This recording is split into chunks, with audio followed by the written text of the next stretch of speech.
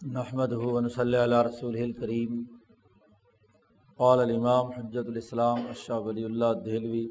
باب الارتفاق الرابع، یہ اس مبحث کا 9واں باب ہے۔ پچھلے ابواب میں ارتفاق اول کے بنیادی امور، پھر ارتفاق ثانی سے متعلق 5 بنیادی حکمتیں، اور پھر ارتفاق ثالث، اب یہ آخری اور چوتھا ارتفاق باب الارتفاق الرابع ہے۔ شاہ صاحب نے پہلے اس کی تعریف کی ہے کہ بین الاقوامی ارتفاق، اس کی بنیادی تعریف کیا ہے۔ تعریف کرتے ہوئے شاہ صاحب کہتے ہیں کہ وہی الحکمت الباحثہ عن سیاست حکام المدن و ملوکہا وکیفیت حفظ الربط الواقع بین اہل الاقالیم۔ یہ وہ حکمت ہے جس میں ممالک کے حکمرانوں اور ان کے بادشاہوں کے طرز سیاست سے بحث کی جاتی ہے۔ سب سے پہلی بات تو اس ارتفاق رابع میں یہ ہے کہ جتنے ممالک اقوام عالم ہیں، ان کے حکمران طبقوں، نظم و نسق چلانے والے لوگوں کی سیاست کس انداز کی ہے، ان کے سیاسی امور کیسے سر انجام دیے جا رہے ہیں، سب سے پہلے تو اس پر بحث کی جاتی ہے۔ اور دوسرے یہ کہ وہ کیفیت حفظ الربط الواقع بین اہل الاقالیم، جتنی بھی دنیا بھر میں ممالک اور اقوام ہیں، خطے اور علاقے ہیں، تو ان خطوں کے درمیان جو بین الاقوامی روابط اور تعلقات ہیں، ان کی کیفیت پر بحث کی جاتی ہے۔ حکمرانوں کے انداز فکر، ان کی سیاست، حکومتوں کو زیر بحث لایا جاتا ہے، اور بالفاظ دیگر آج کی اصطلاح میں بات کریں تو ریاستوں اور ان کے علاقوں کو زیر بحث لایا جاتا ہے۔ ریاست اور حکومت کا فرق سیاسیات میں بڑا بنیادی حیثیت رکھتا ہے۔ ریاست کا تعلق جغرافیائی محل وقوع اور اس کے حدود اربے سے ہوتا ہے، اور حکومت کا تعلق نظم و نسق چلانے والے حکمران طبقوں اور نظام چلانے والی قوتوں سے ہوتا ہے۔ تو ایک تو خطوں کے باہمی جو تعلقات اور روابط ہیں، قوموں کے، ریاستوں کے، یہاں اقلیم کی جمع اقالیم استعمال ہوئی۔ اقلیم ایک ایسا جغرافیائی علاقہ اور خطہ جس میں بہت سے علاقے شامل ہوتے ہیں، لیکن وہ ایک دوسرے سے قدرتی بنیادوں پر جدا ہوتے ہیں، یا تو درمیان میں سمندر حائل ہوتا ہے، یا بڑے بڑے ایسے پہاڑ کے جس سے عام طور پر ایک جگہ سے دوسری جگہ جانا مشکل ہوتا ہے۔ قدیم زمانے سے بلکہ شاہ ولی اللہ صاحب تک 7 اقالیم مشہور تھے، 7 اقلیمیں، جن کو آج کل ہم بر اعظم کہتے ہیں۔ بر اعظم تو اب ایشیائی نقطہ نظر سے بہت بڑا ہو گیا، لیکن ہندوستان الگ سے ایک اقلیم تھا، چین ایک الگ سے اقلیم تھا۔ اب چین اور ہندوستان کے درمیان ہمالیہ اتنا بڑا پہاڑ تھا کہ جس سے وہاں اور یہاں کے درمیان سماجی رشتے، تعلقات اور روابط قطعی طور پر نہیں تھے۔ بہت کم مقامات تھے جہاں سے تجارتی شاہراہیں گزرتی تھیں۔ عام طور پر عوام کا میل ملاپ ایک دوسرے کے ساتھ نہیں، نسلیں فرق ہیں، زبانیں مختلف ہیں، سماجی تعلقات مختلف ہیں۔ عرب کا سارا علاقہ ایک اقلیم کہلاتا تھا، یورپ ایک اقلیم تھا، افریقہ ایک اقلیم تھا۔ تو قدیم جتنے بھی جغرافیہ دان ہیں، انہوں نے جو 7 اقالیم متعین کی ہیں،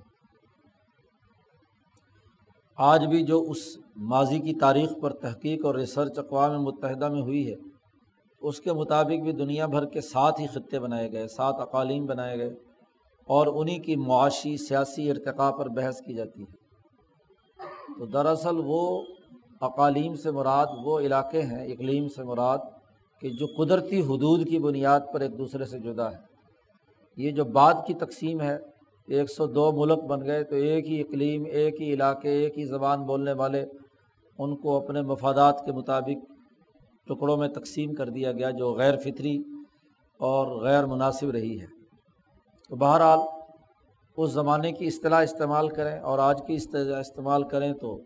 ریجنز آپ کہہ سکتے ہیں، ہاں جی، جو ہر علاقے کے جو ممالک ہیں جن کی اب قدرتی تقسیم خود ہی یورپی یونین، سارک اور شنگھائی 5 اور فلاں فلاں یہ جو تقسیمات آئی ہیں، یا یونائٹڈ اسٹیٹس آف امریکہ وغیرہ،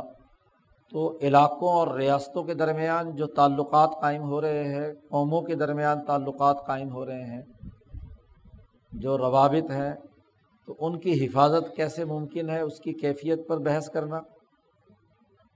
اور اسی طریقے سے اس میں جو حکومتیں ہیں ان کے طرز فکر و عمل، ان کے سیاسی اور اجتماعی کردار کو زیر بحث لانا، یہ ارتفاق رابع کا دائرہ کار ہے۔ اور اس کی وجہ بیان کر رہے ہیں شاہ صاحب، وَذَلِكَ أَنَّهُ لَمَّنْ فَرَضَ كُلُّ مَلِكٍ بِمَدِينَتِهِ، جب ہر ایک حکمران اپنے علاقے میں الگ اور جدا شناخت حاصل کر چکا، وَجُبِيَ إِلَيْهِ الْأَمْوَالِ، اور ٹیکس اکٹھے کر کے مال کا ارتکاز ہر ملک کا اپنا اپنا ہو گیا، وَانضَمَّ إِلَيْهِ الْأَبْطَالِ، اور فوجی قوتیں ہر ایک ریاست کی اپنی قائم ہو گئیں، أَوْجَبَ اختلاف أَمْزِجَتِهِمْ، تو ان کے مزاجوں میں اختلاف ضرور پایا جائے گا۔ اختلاف ہوتا ہے، جیسے 4 بھائیوں میں آپس میں مزاجوں کا اختلاف ہوتا ہے، یہ نوعی یا انسانی اختلاف نہیں ہے۔ انسانی نقطہ نظر سے تو پوری انسانیت وحدت کی اساس پر ایک ہے، لیکن مزاجوں کا اختلاف ہے۔ خطوں کے علاقوں کی تقسیم اور علاقائی تعلقات کی بنیاد پر مزاجوں میں اختلاف پایا جاتا ہے۔ وَتَشَتُّتِ اسْتِعْدَادِهِمْ، اور ان کی استعداد اور صلاحیت میں بھی فرق ہے۔ اب افریقی نسل کے لوگ، ان کی استعداد اور طرح کی، عربوں کی استعداد اور طرح کی، فارسیوں، ایرانیوں، ہندوستانیوں، چینیوں، ہر ایک کی استعداد اور صلاحیت اپنی اپنی مٹی کی وجہ سے مختلف ہو جاتی ہے۔ شاہ صاحب نے استعداد کے اختلاف کو بھی دوسرے جہاں فلسفیانہ بحثیں کی ہیں اس علم سے اوپر کے علم میں، اس کی بھی وجوہات بیان کی ہیں کہ یہ استعداد اور مزاجوں میں اختلاف کیوں ہوتا ہے۔ اس کا بڑا گہرا تعلق زمینوں کی ساخت سے ہے۔ پہاڑی علاقوں کی جو آبادیاں ہیں، علاقے ہیں، ان کے مزاج میں، اور جو میدانی علاقے ہیں ان کے مزاج میں فرق ہوگا۔ گرم علاقے اور سرد علاقے کا فرق ہوگا۔ اسی طریقے سے مٹی اور دریاؤں کے بہنے اور پانی کے اثرات بھی ہوتے ہیں، تو پانی کے اثرات مختلف ہونے کی وجہ سے مزاج بدل جاتا ہے۔ جس پانی میں زیادہ منرلز آ رہے ہیں کسی خاص مقدار کے اندر، تو وہ جب قومیں انہیں استعمال کرتی ہیں، یا جس مٹی پر وہ رہ رہی ہیں، تو مٹی سے اگنے والی فصلوں میں جو قدرتی معدنیات انسان استعمال کرتا ہے، تو اس کے نتیجے میں ان کی رنگت، ان کی زبان کی ساخت، ان کے لہجے، ان کی ساخت، یہ سب چیزیں اس پر اثر انداز ہوتی ہیں۔ افریقہ کی مٹی کے اثرات ہیں، مثلاً اس سے جلد کالی ہوتی ہے، اور باقی جتنے جہاں جہاں کسی مٹی کی اثرات ہیں کہ وہاں گندم گونی ہوتی ہے، جیسے ہندوستان ہے، اور یورپ کی مٹی کی خصوصیت ہے کہ وہاں گورے ہوتے ہیں لوگ۔ تو یہ مٹی کے اثرات ہیں، ماحول اور آب و ہوا اور جغرافیائی محل وقوع کے نتیجے میں استعداد میں بھی اختلاف ہوتا ہے اور مزاجوں میں بھی اختلاف پایا جاتا ہے۔ ان یکون فیہم الجور، مزاج مختلف ہوں گے تو جہاں تیزی پائی جاتی ہے، جہاں جن مزاجوں کے اندر شدت یا حیوانیت یا بہیمیت پائی جاتی ہے، تو ضرور ان میں ظلم و ستم کا مادہ پایا جاتا ہے۔ یہ ان کی مٹی کی خصوصیت ہے۔ اب تک کے تجربے کے مطابق جب سے امریکہ دریافت ہوا ہے تو اس مٹی کی خصوصیت ہے تکبر، غرور، ظلم اور زیادتی باقی اقوام پر۔ ایشیائی اقوام جب تک دنیا پہ حکمران رہی ہیں تو ان کے مزاج کے مطابق رواداری، برداشت، ایک دوسرے کے ساتھ لے کر چلنے کا عمل رہا ہے۔ لیکن یہ یورپین نسلیں یا یورپین مٹی یوں کہہ لیجیے، اور اس کے بعد آج امریکہ کی مٹی، وہ ضرور ظلم و ستم انسانیت سے بہت دور رہی، اس لیے کہ وہاں کا مزاج بڑا اب نارمل ہے، بہت طوفان آتے ہیں، بہت زیادہ کیا ہے ان کو مقابلہ کرنا پڑتا ہے، کیونکہ زمین غیر فطری ہے، وہاں انسانی آبادی کے رہنے کا کبھی نظم و نسق نہیں رہا آج سے 200-250-300 سال پہلے سے، تو وہاں انتہا پسندی ہے مزاج میں، تو اس انتہا پسندی کے نتیجے میں دنیا بھر میں ظلم اور زیادتیاں ایسی اقوام ضرور کرتی ہیں۔ ایسے ہی اس کے نتیجے میں ترک السنت الراشدہ، جو دنیا میں صحیح اور درست قوانین اور ضابطے یا طریقہ کار اور منہج ہے، اس کو ایسی غلط استعداد والی یا مزاج والی قومیں اسے ترک کر دیتی ہیں، چھوڑ دیتی ہیں۔ وَأَن يَطْمَعَ بَعْضُهُمْ فِي مَدِينَةِ الْآخَرِ، اور پھر ان میں یہ لالچ اور خود غرضی پیدا ہوتی ہے کہ وہ دوسری ریاستوں پر قبضہ کریں، دوسرے علاقوں کو اپنی منڈیاں بنائیں، ان کو غلام بنائیں، ان کی سیاست اور معیشت پر قبضہ کر لیں، تو مزاج کے بگاڑ اور فساد کے نتیجے میں وہ دوسرے ممالک پر قبضہ کرنے کے لالچ کے مرض میں مبتلا ہو جاتے ہیں۔ وَأَن يَتَحَاسَدُوا، اور اسی مزاج کے اختلاف کی وجہ سے وہ ایک دوسرے سے حسد کرتے ہیں۔ وَيَتَقَاتَلُوا، اور وہ لڑائیاں لڑتے ہیں، اور اس کی سب سے بڑی وجہ یہ ہوتی ہے بِآرَاءٍ جُزْئِیَّةٍ، ان کے اندر انفرادی آراء اور انفرادیت پسندی کوٹ کوٹ کر بھری ہوئی ہوتی ہے۔ دو الفاظ استعمال کرتے ہیں شاہ صاحب، ایک آراء الکلیہ یا رأی کلی، اور یہاں استعمال کیا ہے آراء الجزیہ یا رأی جزی۔ تو جن مزاجوں میں انفرادیت اور اپنی گروہیت کو بالادست بنانے کی جو کا مرض ہوتا ہے، ان قوموں کے اندر حسد، کینہ، بغض، عداوت، لڑائی، جھگڑے ان کے اندر زیادہ پائے جاتے ہیں۔ اور جہاں رأی کلی، مفاد عامہ کی خصوصیات کو سامنے رکھ کر، انسانیت کی خصوصیات کو سامنے رکھ کر جہاں اقوام بستی ہیں، تو ان میں یہ حسد، کینہ، لڑائی جھگڑے کا معاملہ نہیں ہوتا۔ بِآرَاءٍ جُزْئِیَّةٍ، ذرا ذرا سی انفرادی بات پر قتل و غارت گری کا ارتکاب کرتے ہیں، اور معمولی سے مسئلے کو حل کرنے کے لیے ایٹم بم گرا دیتے ہیں۔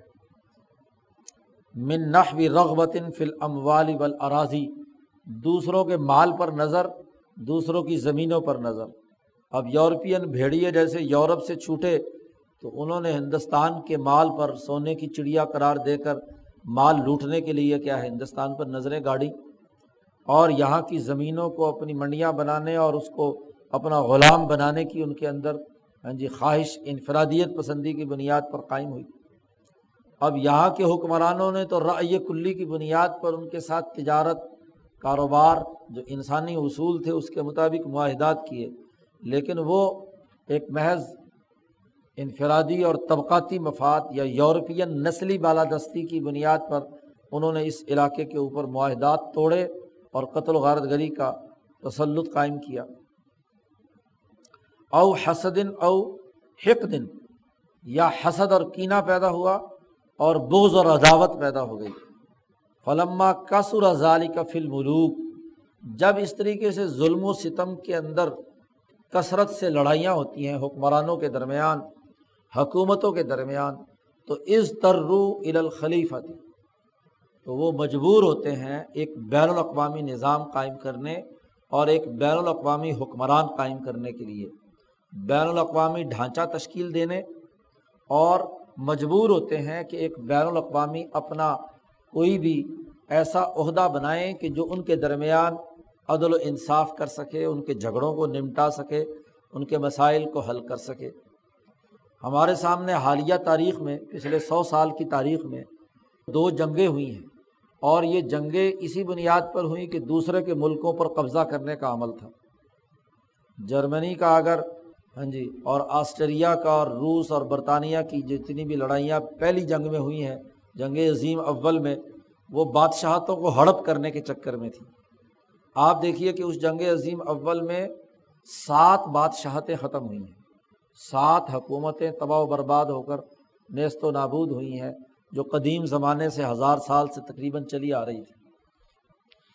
اور پھر اس کے نتیجے میں اگر دو بڑی طاقتیں وجود میں آ گئیں اور ان کے درمیان بھی یورپین نسلوں کے درمیان بھی جب لڑائیاں شروع ہوئیں تو مجبوراً انہیں سب سے پہلے انجمن اقوام عالم بنانی پڑی 1928 میں۔ مجبور ہوئے کہ لڑ لڑ کر جب تھک گئے، علاقے تباہ و برباد ہو گئے، ہاں جی، ان کی اپنے انسانیت کو خطرات لاحق ہوئے، تو پھر سب نے وہی جنگی لڑنے والی جو طاقتیں اور قوتیں تھیں انہوں نے مجبور ہو کر شاہ صاحب کے یہ جملے، شاہ صاحب تو ماضی کی تاریخ کے تناظر میں ایک اصول بیان کر رہے ہیں، لیکن پریکٹیکلی ہم نے دیکھا کہ پچھلی صدی میں 1928 میں انجمن بنی، جو اقوام عالم کے درمیان انہوں نے ایک ڈھیری ڈالی سی تنظیم اور انجمن بنائی تھی، لیکن اس میں بھی جب عدل و انصاف نہیں ہوا تو پھر اس کے نتیجے میں جنگ عظیم دوم شروع ہوتی ہے اگلے 10 سال کے بعد ہی۔ وہ جو دو بالادست طاقتیں تھیں، برطانیہ اور فرانس، تو ان کی بالادستی کے خلاف ہاں جی جرمنی کا ہٹلر کھڑا ہوتا ہے کہ جی ان دو بھیڑیوں کو ہم کیوں تسلیم کریں، اور وہ مقابلے پر پھر دوبارہ جنگ کا بازار گرم ہوتا ہے، اور اس کے نتیجے میں پھر لڑ لڑ کر جب 1944 میں جنگ ختم ہوتی ہے تو جنگ بندی کے موقع پر پھر اس جنگ کے جو دو فاتح تھے، امریکہ اور روس، اور پلس دو پہلی طاقتیں تھیں، وہ مجبور ہوئی کہ ایک بین الاقوامی نظام دوبارہ قائم کریں، ہم اپنے اپنی حدود اور دائرے کے اندر رہیں۔ تو چنانچہ یہ جو موجودہ اقوام متحدہ ہے یہ وجود میں آئی جنگ عظیم دوم کے نتیجے میں۔ تو شاہ صاحب کے یہ تاریخی الفاظ جو ہیں وہ اپنی حقانیت شاہ صاحب کے انتقال کے 200 سال بعد بھی منوا رہے ہیں کہ قوموں کے درمیان جب اس طرح کی لڑائیاں اور جھگڑے اور انفرادیت پسندی کی بنیاد پر دوسروں کے مال اور زمینوں پر قبضہ کرنے کے لیے ہوتی ہیں تو لڑ لڑ کر جب تھکتے ہیں تو آخر میں مجبور ہوتے ہیں کہ اضطروا الی الخلیفۃ، ایک بین الاقوامی نظام قائم کریں جو ان کے درمیان فیصلہ کرے، اختلافات کو حل کرے۔ اس کے لیے طریقہ کار کیا ہے کہ ایک بین الاقوامی نظام قائم کرنے کی ضرورت۔ اب حضور صلی اللہ علیہ وسلم سے پہلے بھی صورتحال یہی تھی کہ قیصر و کسریٰ لڑ لڑ کر تھک چکے تھے، دو ہی بڑی دنیا کی طاقتیں تھیں، اور بلکہ ان کے ماتحت بھی جتنے علاقے چین، ہندوستان، خود ایران، یہ کسریٰ ایران کے ماتحت تھے، تو کسریٰ ایران ان پر غالب آیا تو وہ بھی لڑائیوں کے ذریعے سے آیا، جنگیں ہو رہی تھیں، ہندوستان کی اور ایران کی جنگیں، سکندر کا یہاں آنا اور ایران کو فتح کرتے ہوئے ہندوستان تک پہنچ جانا، یورپ کی طاقتیں یہاں مشرق پر قبضہ کرنے کے چکر میں، اور یہاں کی طاقتیں یورپ پر قبضہ کرنے کے لیے یہ قیصر کو دھکیل دیتے اور پورے قسطنطنیہ تک کے تمام علاقے جو ہیں وہ کسریٰ ایران کے قبضے میں آ جاتے۔ تو یہ لڑائیاں جھگڑے اس وقت ہوتے ہوئے دنیا تنگ آ چکی تھی۔ جیسے ہی حضور صلی اللہ علیہ وسلم نے آ کر انقلاب برپا کیا اور بین الاقوامی حالات ایسے بنے کہ دنیا کی جو قومیں لڑ لڑ کر تھک گئی تھیں ان کی بادشاہتیں تباہ و برباد ہو گئیں، ان کی طاقتیں اسی لڑائی کے اندر فنا ہو گئیں، اور پھر ادھر سے مسلمانوں کی ایک بین الاقوامی انسانیت دوست طاقت اور قوت وجود میں آئی، اور اس نے آ کر ان تمام کو عدل و انصاف کی بنیاد پر ایک بین الاقوامی نظام تشکیل دیا۔ یہ ایسے حالات میں ہی ہوتا ہے کہ جب جنگیں لڑ لڑ کر اس نتیجے تک پہنچ چکے، جہاں دین اسلام کے بین الاقوامی انقلاب کا عمل اس نظریے اور جماعت کی طاقت اس نے نتیجہ پیدا کیا، وہاں حالات اور منظرنامہ بھی یہ نتیجہ پیدا کرتا ہے۔ صرف خواہشات سے کوئی بین الاقوامی انقلاب یا نظام قائم نہیں ہوتے، یہ بات سمجھنے کی ہے۔ ہمارے ہاں جو مذہبی طبقہ جب انقلاب قومی یا بین الاقوامی انقلاب کی بات کرتا ہے تو بڑے تصوراتی اور تخیلاتی گفتگو کی جاتی ہے، انقلابات کی بات کرنے والے بھی، کہ بس یوں جماعت بن جائے اور یوں ہو جائے اور وہ ہو جائے اور تو یوں قومی انقلاب آ جائے گا اور ایسے بین الاقوامی انقلاب آ جائے گا۔ ایسا نہیں، حالات و واقعات اور بین الاقوامی سطح پہ انسانیت کے اندر پیدا ہونے والا اضطراب وہ ان تمام عوامل کے اندر کار فرما ہوتا ہے، اور اس کے نتیجے میں اس وقت ضرورت ہوتی ہے کہ ایک ایسے لوگ کہ جو انسانی نقطہ نظر سے، مفاد عامہ کے نقطہ نظر سے ایک بین الاقوامی سوچ رکھتے ہیں، تو ان کی اساس پر ایک بین الاقوامی تبدیلی کا عمل آگے بڑھتا ہے۔ تو الرأی الکلی کے تقاضے چاہے ناقص درجے میں ہی کیوں نہ ہوں، اور چاہے مادی نقطہ نظر سے نظام بنانے والے کیوں نہ ہوں، وہ بھی آخر ایک وقت آتا ہے کہ وہ مجبور ہو جاتے ہیں اور وہ بھی ایک بین الاقوامی نظام قائم کرتے ہیں۔ خلافت کی حقیقت وہاں شاہ صاحب نے بدور بازگاہ میں واضح کی ہے کہ خلیفۃ الخلفاء یعنی حکمرانوں کا ایک بین الاقوامی حکمران ہے۔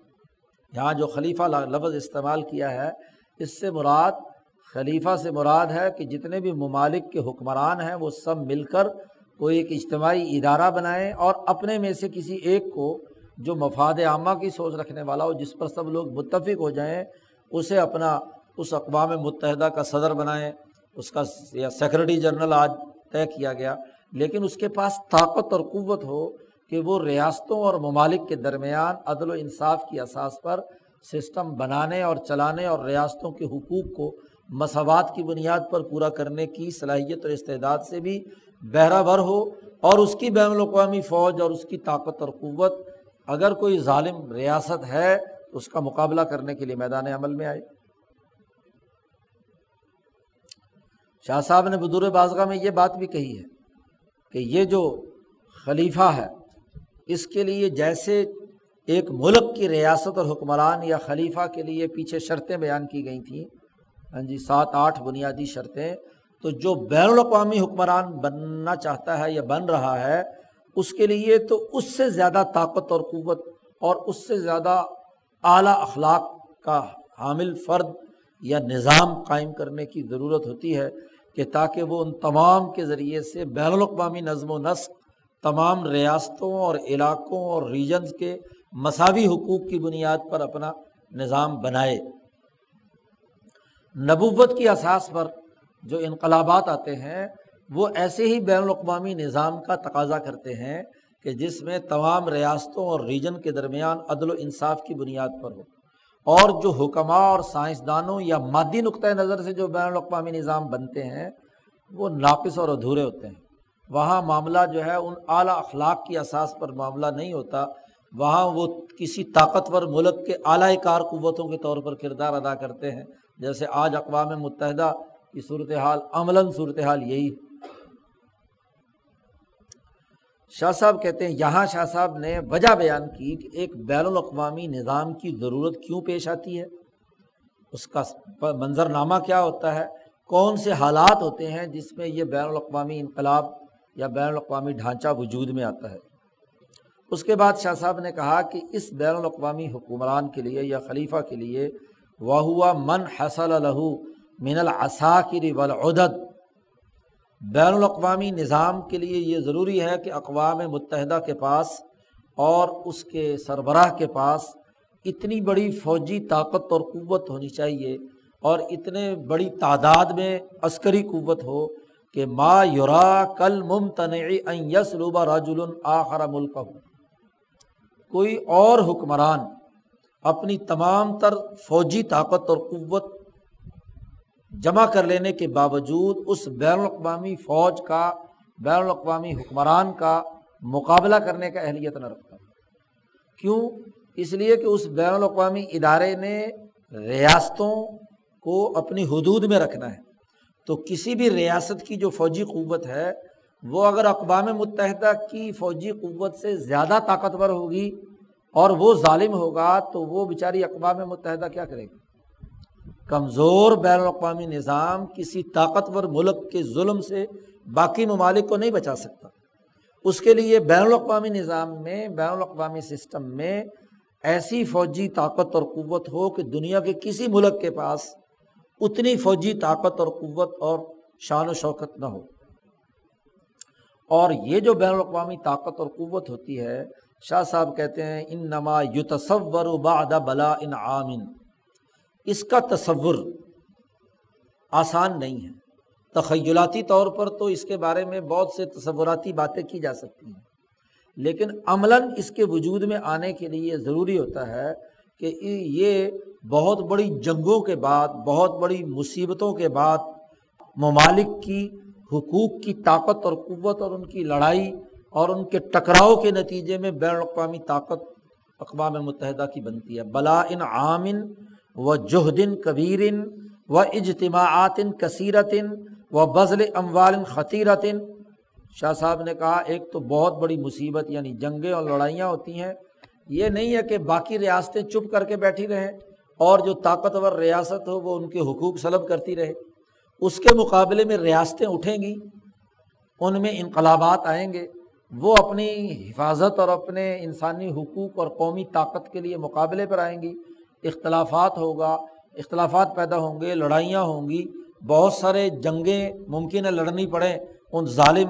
حکمرانوں اور ریاستوں سے لڑنے کے لیے مصیبتیں برداشت کرنی پڑیں گی۔ یہ نہیں کہ گھر میں بیٹھ کر ٹیبل پر بیٹھ کر صرف مذاکرات کر لیے جائیں۔ یاد رکھیے مذاکرات میں وہی لوگ کامیاب ہوتے ہیں جو فزیکلی اپنی طاقت اور قوت منوا چکے ہوتے ہیں، اور جن کے پاس فزیکلی طاقت اور قوت نہیں ہے تو وہ ٹیبل پر بیٹھ کر منتیں اور ترلے کر سکتے ہیں، وہ اپنی بات بنوا نہیں سکتے۔ وہاں تو صرف یتیموں کی طرح وہاں واز کہا جا سکتا ہے، جیسے اقوام متحدہ میں ان 5 ملکوں کے علاوہ باقی ملک جو ہیں محض کیا واز کہتے ہیں، ان کے واز کی بیچاروں کی کیا حیثیت ہوتی ہے، وہ جو مرضی کہتے رہیں سنتے رہیں۔ اور معاملہ یہ ہے کہ اگر وہ واز کہتے بھی ہیں، واز کی حیثیت یہ ہے کہ اکثر طاقتور ملک وہاں پر اس کے واز میں ہوتے ہی نہیں، ممالک کے حقوق بھی آسانی سے حاصل نہیں ہوتے، اس کے لیے قربانیاں دینی پڑتی ہیں، جدوجہد اور کوشش کرنی پڑتی ہے، بہت بڑے اجتماعات اور فوجی قوتیں مقابلے پر اتارنی پڑتی ہیں، بہت زیادہ مال خرچ کرنا پڑتا ہے۔ تتقاصر الانفس دونہا، اتنی طاقت اور قوت اکٹھی کریں ہر ریجن کے لوگ کہ اس کا مقابلہ اس بین الاقوامی ظالم حکمران ریاست کو کرنے کا جرأت نہ ہو، وہ اس کا مقابلے پہ عاجز آ جائے۔ تو مقابلے پر طاقت بنے گی تو پھر وہ اپنے کیا ہے، وہ کسی حدود کے اندر آئے گا۔ محض واز سے اور لیکچر دینے سے اور ظلم کی قصے کہانیاں سنانے سے کیا ہے بین الاقوامی انقلاب نہیں آتا۔ وَتُحِيلُهُ الْعَادَةُ، اور عادتاً ایسی طاقت کا پیدا ہونا محال ہوتا ہے، تو وہ ہر ریجن، ہر اقلیم، ہر زون، وہاں کی ریاستیں ہی مل کر اپنی اجتماعی طاقت اور قوت پیدا کریں گی تو تب مقابلہ ہوگا۔ اور اگر وہ سارے بندر بانٹ کر کے 70 مسلمان ملک بنا کر خوش ہوتے رہیں کہ ہماری تعداد بہت زیادہ ہو گئی ہے، اور اپنی اجتماعی طاقت اور قوت کو بھی مرتکز نہ کریں کسی سامراجی ملک کے مقابلے پہ، تو وہ بیچارے وہاں خواہشات ہی کرتے رہیں گے، تابع رہیں گے، کیونکہ ان کی تقسیم در تقسیم، ان کی ریاستی تقسیم جو ہے وہ ان کے اندر طاقت ہی نہیں پیدا ہونا چاہیے۔ ان کے وسائل آپس میں لڑواتے رہتے ہیں، ڈیوائڈ اینڈ رول کی سیاست کے تحت ملک آپس میں لڑتے رہتے ہیں۔ عراق سعودی عرب سے لڑتا ہے تو ایران اور عراق کی جنگ ہوتی ہے، تو قطر اور سعودی عرب کی جنگ ہوتی ہے، فلسطین اور لبنان اور شام کی لڑائی ہوتی ہے، ہندوستان پاکستان کی لڑائی ہوتی ہے، بنگلہ دیش ہندوستان کا جھگڑا ہوتا ہے، ہندوستان چین کا جھگڑا ہوتا ہے۔ تو جب تک ریجنل طاقتیں اور قوتیں نہ وجود میں آئیں تو وہ اپنی بین الاقوامی حیثیت نہیں بنوا سکتے۔ شاہ صاحب زمینی حقائق کی بنیاد پر بات کر رہے ہیں، کوئی تصوراتی گفتگو نہیں۔ شاہ صاحب کہتے ہیں کہ اس بہت بڑے عمل کے نتیجے میں جب بین الاقوامی نظام وجود میں آ جائے، اذا وجد الخلیفہ، جب یہ خلافت اور بین الاقوامی خلافت کبریٰ یا خلیفہ پیدا جائے، وَأَحْسَنَ السِّیرَةَ فِی الْأَرْضِ، اور وہ پورے کرۂ ارض پر بہت اچھے طریقے سے ممالک اور اقوام کے درمیان عدل و انصاف کی سیرت و کردار کا مظاہرہ کرے، وَخَضَعَتْ لَهُ الْجَبَابِرَةُ، اور جو ظالم اور جابر ریاستیں اور ان کے حکمران طبقے ہیں وہ اس کے سامنے سر جھکا دیں، وَانْقَادَ لَهُ الْمُلُوكُ، اور حکمران اس کے سامنے تابع فرما بردار بن جائیں، تو تمت النعمت، تو گویا کہ اب بین الاقوامی نعمت، بین الاقوامی نظام مکمل ہو گیا۔ یہ انسانیت کی سب سے بڑی کامیابی ہے، اور اس کے نتیجے میں وَاطْمَأَنَّتِ الْبِلَادُ وَالْعِبَادُ، تو تمام ریاستیں بھی مطمئن اور تمام انسانی مخلوق بھی مطمئن زندگی بسر کرتی ہے، عباد بھی اور بلاد بھی، بندے بھی، اللہ کے بندے بھی، اور جتنی بھی ریاستیں اور ممالک اور شہر ہیں۔ اب حجاز کی حد تک جب حضور اقدس صلی اللہ علیہ وسلم نے وہاں کے ظالم جابر حکمرانوں مکہ کے قریشیوں کو شکست دے کر مکہ فتح کر کے ایک بہت بڑے علاقے پر اپنی ریاست اور خلافت قائم کر لی، تو اسی وقت قرآن کی آیت نازل ہوئی جس کی طرف اشارہ ہے شاہ صاحب کا کہ تمت النعمت، جس کو قرآن نے کہا الیوم اکملت لکم دینکم واتممت علیکم نعمتی۔ تو تمام مفسرین نے اتممت علیکم نعمتی کی تفسیر یہی کی کہ وہ جو پورا عرب کا خطہ چھوٹے چھوٹے قبیلوں اور چھوٹے چھوٹے سرداروں اور ان کی ذاتی لڑائیوں اور انفرادی قسم کے جھگڑوں کے اندر لڑ لڑ کر فنا ہو رہا تھا، 100 سال سے پورا عرب کا علاقہ ایک دوسرے کی گردنیں مار رہا تھا، ہاں جی، وہ جنگ بعاث نے لاکھوں انسان قتل کروا دیے تھے، تو نبی اکرم صلی اللہ علیہ وسلم نے آ کر جب یہ خلافت کا نظام قائم کیا، اور تو امن و امان تمام ممالک کے لیے، تمام علاقوں کے لیے بلا تفریق، رنگ، نسل، مذہب، امن کا نظام قائم کر دیا، تو اس کو قرآن نے کہا تمت النعمت، نعمت مکمل ہو گئی۔ اور اس نعمت کا بین الاقوامی مزید اظہار، مزید تکمیل، لیظہرہ علی الدین کلہ والی جو ہے وہ عمر فاروق نے کی، جب قیصر و کسریٰ کو شکست دے کر دنیا بھر کی تمام ریاستوں میں جو ظلم و ستم کے حکمران طبقے تھے یا ریاستیں تھیں ان کو ختم کر کے نیا بین الاقوامی نظام قائم کر دیا، تو نعمت کی تکمیل کا اگلا عمل ہوا۔ اب جب ایسا بین الاقوامی نظام قائم ہو جاتا ہے تو شاہ صاحب کہتے ہیں وَاضْطَرَّ الْخَلِيفَةُ إِلَىٰ إِقَامَةِ الْقِتَالِ، سب سے پہلے بین الاقوامی نظام کی ضرورت یہ ہے کہ وہ فوجی طاقت پیدا کرے، اس کے پاس فوجی طاقت ہونی چاہیے، کیونکہ ریاستوں کو کنٹرول کرنا ہے، ریاستوں کو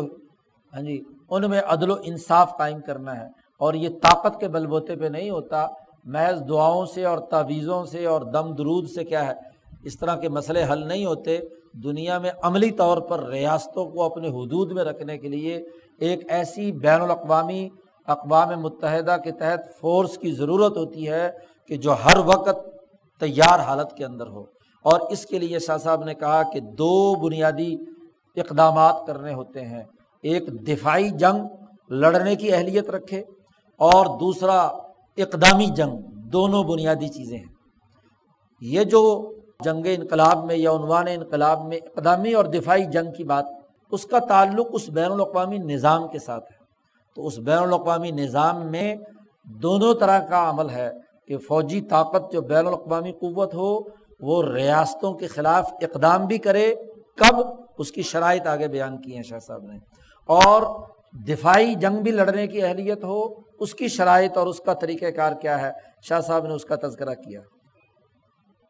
شاہ صاحب نے کہا دفعا للضرر اللاحق لهم من انفس سبعیہ تنہب اموالهم وتسبی ذراریہم وتہتک حرمہم۔ شاہ صاحب نے کہا کہ یہ جو دفاعی نظام ہے اس کو قائم، قتال، لڑائی لڑنے کی ضرورت یہ ہے کہ ریاستوں کے داخلی نظام میں، ممالک کے داخلی نظام میں، یا بین الاقوامی سطح پر ایسے قذاق جی جو کسی ملک اور ریاست کے زیر سایہ نہیں ہے، ہاں جی، وہ بحری قذاق ہیں یا تجارتوں اور راستوں پر بیٹھ کر وہ کیا لوٹ مار کرتے ہیں، ملکوں اور ریاستوں کے مال کو لوٹنے کا کام کرتے ہیں، تو وہاں آپ کو اس بین الاقوامی فورس کا بنیادی کام یہ ہے کہ وہ جو لوگوں کو نقصان پہنچانے والی طاقتیں اور قوتیں ہیں ان کا مقابلہ کیا جائے۔ اور وہ کون لوگ ہیں؟ شاہ صاحب نے کہا من انفس سبعیہ، درندہ صفت انسان، جو لوگوں کا مال لوٹتے ہیں بین الاقوامی تجارتی شاہراہ پر، ہاں جی، یا کشتیوں اور جہازوں کو لوٹ کر ان سے مال لے آتے ہیں، وہاں ان کی اولادوں کو ممالک اور ریاستوں پر حملہ آور ہو کر ہاں جی ان کی جو اولاد اور انسانیت ہے اس کو غلام بناتے ہیں، اور وَتَحْتَكُ حُرَمَهُمْ، ان کی حرمت کی بے حرمتی کرتے ہیں، ان کی محترم چیزوں کی۔ وَهَذِهِ الْحَاجَةُ هِيَ الَّتِي دَعَتْ بَنِي إِسْرَائِيلَ إِلَىٰ أَنْ قَالُوا، یہاں شاہ صاحب نے اس دفاعی جنگ یا دفاعی نظم و نسق کہ جب چور، قاتل، لٹیرے یہ کام کریں تو تب بین الاقوامی فورس حرکت میں آئے گی۔ اس کے لیے دلیل پکڑی ہے قرآن حکیم کی اس آیت سے کہ بنی اسرائیل نے اللہ سے دعا مانگی تھی، قالوا لنبی لہم ابعث لنا ملکا نقاتل فی سبیل اللہ،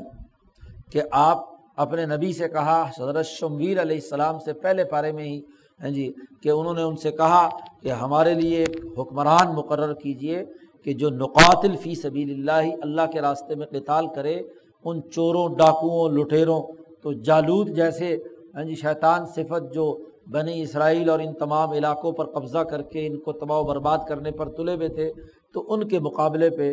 طالوت جو ہے وہ اس کو حکمران بنایا گیا، اور اس نے اس پورے خطے اور علاقے سے چوروں، ڈاکوؤں کا صفایا کیا۔ تو بین الاقوامی طاقت اور قوت کو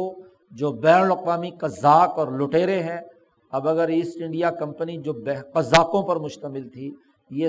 60 ڈائریکٹر جو اس کمپنی کے تھے، برطانیہ کی ریاست نے ان کو قذاق قرار دے کر کے اپنے علاقے سے باہر نکال دیا تھا۔ اگر بین الاقوامی نظام طاقتور ہوتا اور وہ ان قذاقوں کو وہیں پر کیا ہے لوٹ مار سے روک دیتا تو دنیا کی ریاستیں بہت ساری بچ جاتی ہیں غلامی سے۔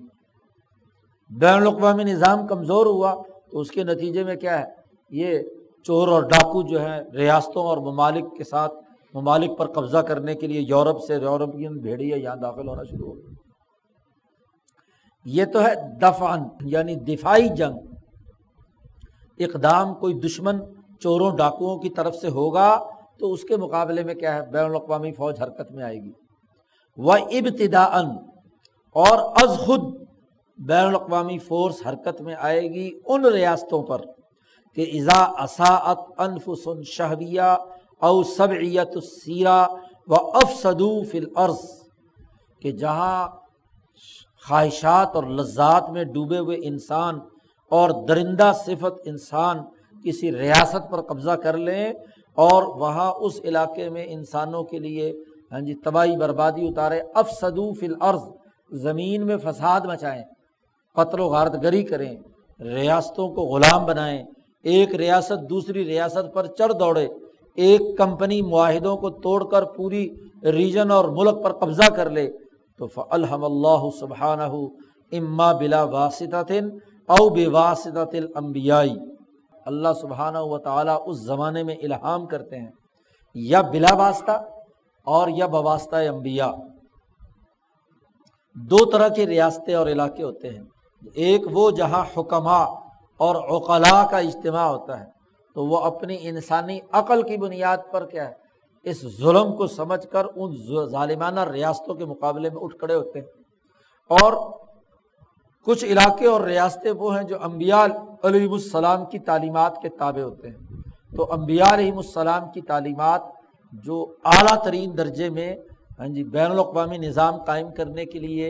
اقدامات کرتی ہیں تو ان پر انبیاء کے واسطے سے ان کو اللہ کی طرف سے الہام ہوتا ہے۔ تو یا حکماء اور عقلاء کو اور یا اسی طریقے سے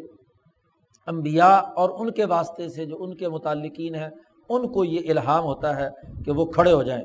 کیا کھڑے ہو کر ان یسلب شوکتہم، ان کی شان و شوکت کو تباہ و برباد چھین لیں، اس ریاست کی اس طاقت اور قوت کو چھین لیں۔ ہمارے سامنے اس کی مثال موجود ہے کہ جب مسلمانوں میں انبیاء علیہ السلام کی تعلیمات کے زیر اثر خلافت عثمانیہ میں یہ طاقت نہیں رہی کہ وہ ہٹلر جیسے حکمران کا مقابلہ کرنے کی صلاحیت اور استعداد رکھے، تو روس کی وہ طاقت اور قوت جو حکماء اور عقلاء کی بنیاد پر تھی اس کو اللہ تبارک و تعالیٰ نے تیار کر دیا، اور اس کی طاقت نے اس جرمنی اور ہٹلر کا خاتمہ کر کے انسانیت دشمن فاشزم اور آمریت کا جو سسٹم تھا اس کو کیا تباہ و برباد کیا۔ ورنہ نسل پرستی کی بنیاد پر حکمرانی، وہ تو ہٹلر کہ اگر یہ بات پھیل جاتی کہ بھائی نسل بالاتر ہے اور باقی کسی نسل کو زندہ رہنے کا کوئی حق نہیں ہے، تو یہودی نسل سرے سے مٹا دی جائے یا عیسائی نسل مٹا دی جائے یا کوئی عرب نسل مٹا دی جائے، تو اگر یہ بات قانون کے طور پر دنیا میں ثابت ہو جاتی تو یہ پوری انسانیت کے لیے نقصان تھا۔ تو آپ دیکھیے کہ اس کا مقابلہ اب وہ ہٹلر جیسا بدمست برطانیہ کو فتح کر کے، فرانس کو فتح کر کے، روس پر بھی حملہ آور ہو کر اس کو بھی ختم کرنے کے درپے ہے، تو وہاں بلا واسطۃ الانبیاء بواسطۃ الحکماء، وہاں کے حکماء اور عقل مندوں نے کہا کہ اس کا توڑ ہونا چاہیے، اور اسی لیے یہ جو ہمارے علماء نے اس زمانے میں آمریت اور سرمایہ داری کے مقابلے میں روسی سسٹم اور سوشلزم کی اس طاقت اور قوت کی حمایت کی، بالخصوص جنگ عظیم دوم میں اس کا منظر یہ جملہ ہے۔ اب اگر کوئی مولوی کہے کہ جی شاہ ولی اللہ صاحب نے کہاں لکھا ہے، تو عقل ہونی چاہیے اس کے پاس بین الاقوامی معاملات کے حوالے سے، اور یہاں لکھا ہوا ہے اما بلا واسطۃ، بغیر انبیاء کے واسطے کے۔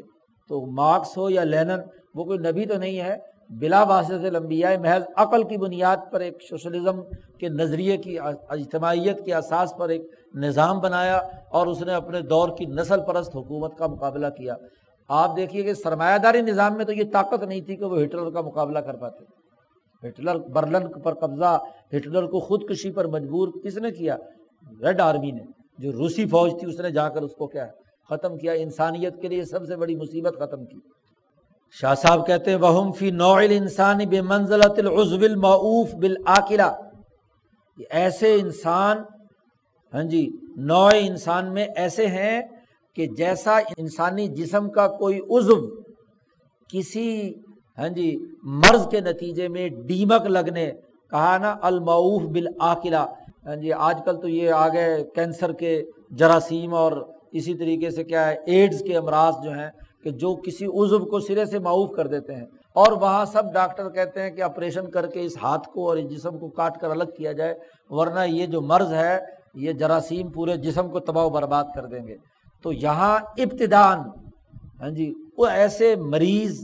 ملک اور ریاست اور نفسیاتی مرض کا حامل جو ہے اس کا خاتمہ کرنے کی ضرورت ہوتی ہے۔ تو وہاں اب اگر دفاع کے انتظار میں بیٹھے رہیں تو پھر تو معاملہ بڑھتا چلا جائے گا، وہاں اقدام کرنے کی ضرورت ہوتی ہے، اقدامی جنگ کی ضرورت ہوتی ہے کہ آگے بڑھ کر اس کا کلا کما کیا جائے اور اس کو کاٹ کر پھینک دیا جائے انسانیت سے، کیونکہ نوع انسانیت میں وہ ایک مفلوج اور کینسر زدہ جو ہے وہ عضو بن چکا ہے، ریاست بن چکی ہے، اس کے وہ حکمران طبقے، ان کو راستے سے ہٹایا جائے اور اس قوم کو بھی آزادی دلائی جائے، اور وہاں ہاں جی ریاستی نیا نظام بھی قومی بنیادوں پر درست اس خطوط پر استوار کیا جائے۔ دنیا نے دیکھا کہ جرمنی میں ایسا حکمران جو ہے اس کا خاتمہ کر کے اس کی جگہ پر دوسرا نظام بنانا پڑا، لیکن وہاں بھی سرمایہ داری نظام نے بدماشی کی اور اسی جرمن کو ہاں جی دو حصوں میں پورا جرمنی جس نے فتح کیا اس کے قبضے میں جانے نہیں دیا۔ اگر اس کے پاس چلا جاتا ہے تو جرمن طاقت اور رشین طاقت اور قوت، برطانیہ اور فرانس کا تیا پانچا اگلے دور میں سرمایہ داری نظام کا خاتمہ ہو جاتا ہے، تو وہاں بھی اس جرمنی کے دو ٹکڑے کر کے ہاں جی مشرقی اور مغربی جرمنی بنانے اور اس کے خلاف سرمایہ دارانہ سازشیں کرنے کا عمل جاری رہا۔ اسی بات کی طرف تقاضا ہے قرآن کی اس آیت میں، دونوں باتیں شاہ صاحب نے قرآن سے اخذ کی ہیں۔ لولا دفع اللہ الناس بعضهم ببعض لہدمت صوامع وبیع، سب سے پہلے جو جہاد و قتال کی آیت نازل ہوئی اس سے پہلے والی آیت ہے سورۃ الحج میں کہ اذن للذین یقاتلون بانہم ظلموا وان اللہ علی نصرہم لقدیر، اب مسلمانوں کو اقدامی جنگ لڑنے کی اجازت دے دی گئی، اب دفاع کی بات نہیں ہوگی۔ اور اس کی دلیل بیان کرتے ہوئے قرآن نے یہ اگلی بات کہی ہے کہ اگر اللہ تعالیٰ لوگوں کو ایک دوسرے سے نہ لڑائے تو جو بات کہی ہے قرآن نے وہ کیا ہے، لہدمت صوامع وبیع، صوامع صومعہ کی جمع ہے، جو عیسائیوں کی عبادت گاہ ہے اس کو صومعہ کہتے ہیں، اور بیع ہاں جی بیع یہودیوں کی جو عبادت گاہ ہے، اور دو کا تذکرہ کرنے کے بعد قرآن نے آگے مساجد کا ذکر کیا ہے، ہاں جی لہدمت صوامع وبیع ومساجد یذکر فیہا اسم اللہ کثیرا،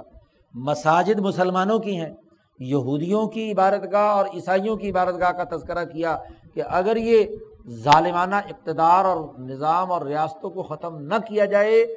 تو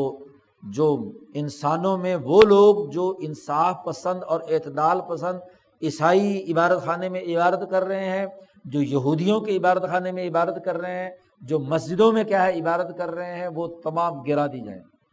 کیونکہ ظالم اور جب آتے ہیں تو وہ ان ایسے عبادت گھروں کو اور انسانیت کے ان مقامات کو تباہ و برباد کر کے رکھ دیتے ہیں۔ یہ اقدامی جنگ ہے بین الاقوامی نقطہ نظر سے۔ ایسے ہی اللہ تعالیٰ نے یہ آگے قول کہا ہے وَقَاتِلُوهُمْ حَتَّى لَا تَكُونَ فِتْنَةٌ، یہ بھی بین الاقوامی طاقت کے لیے یاد رکھو۔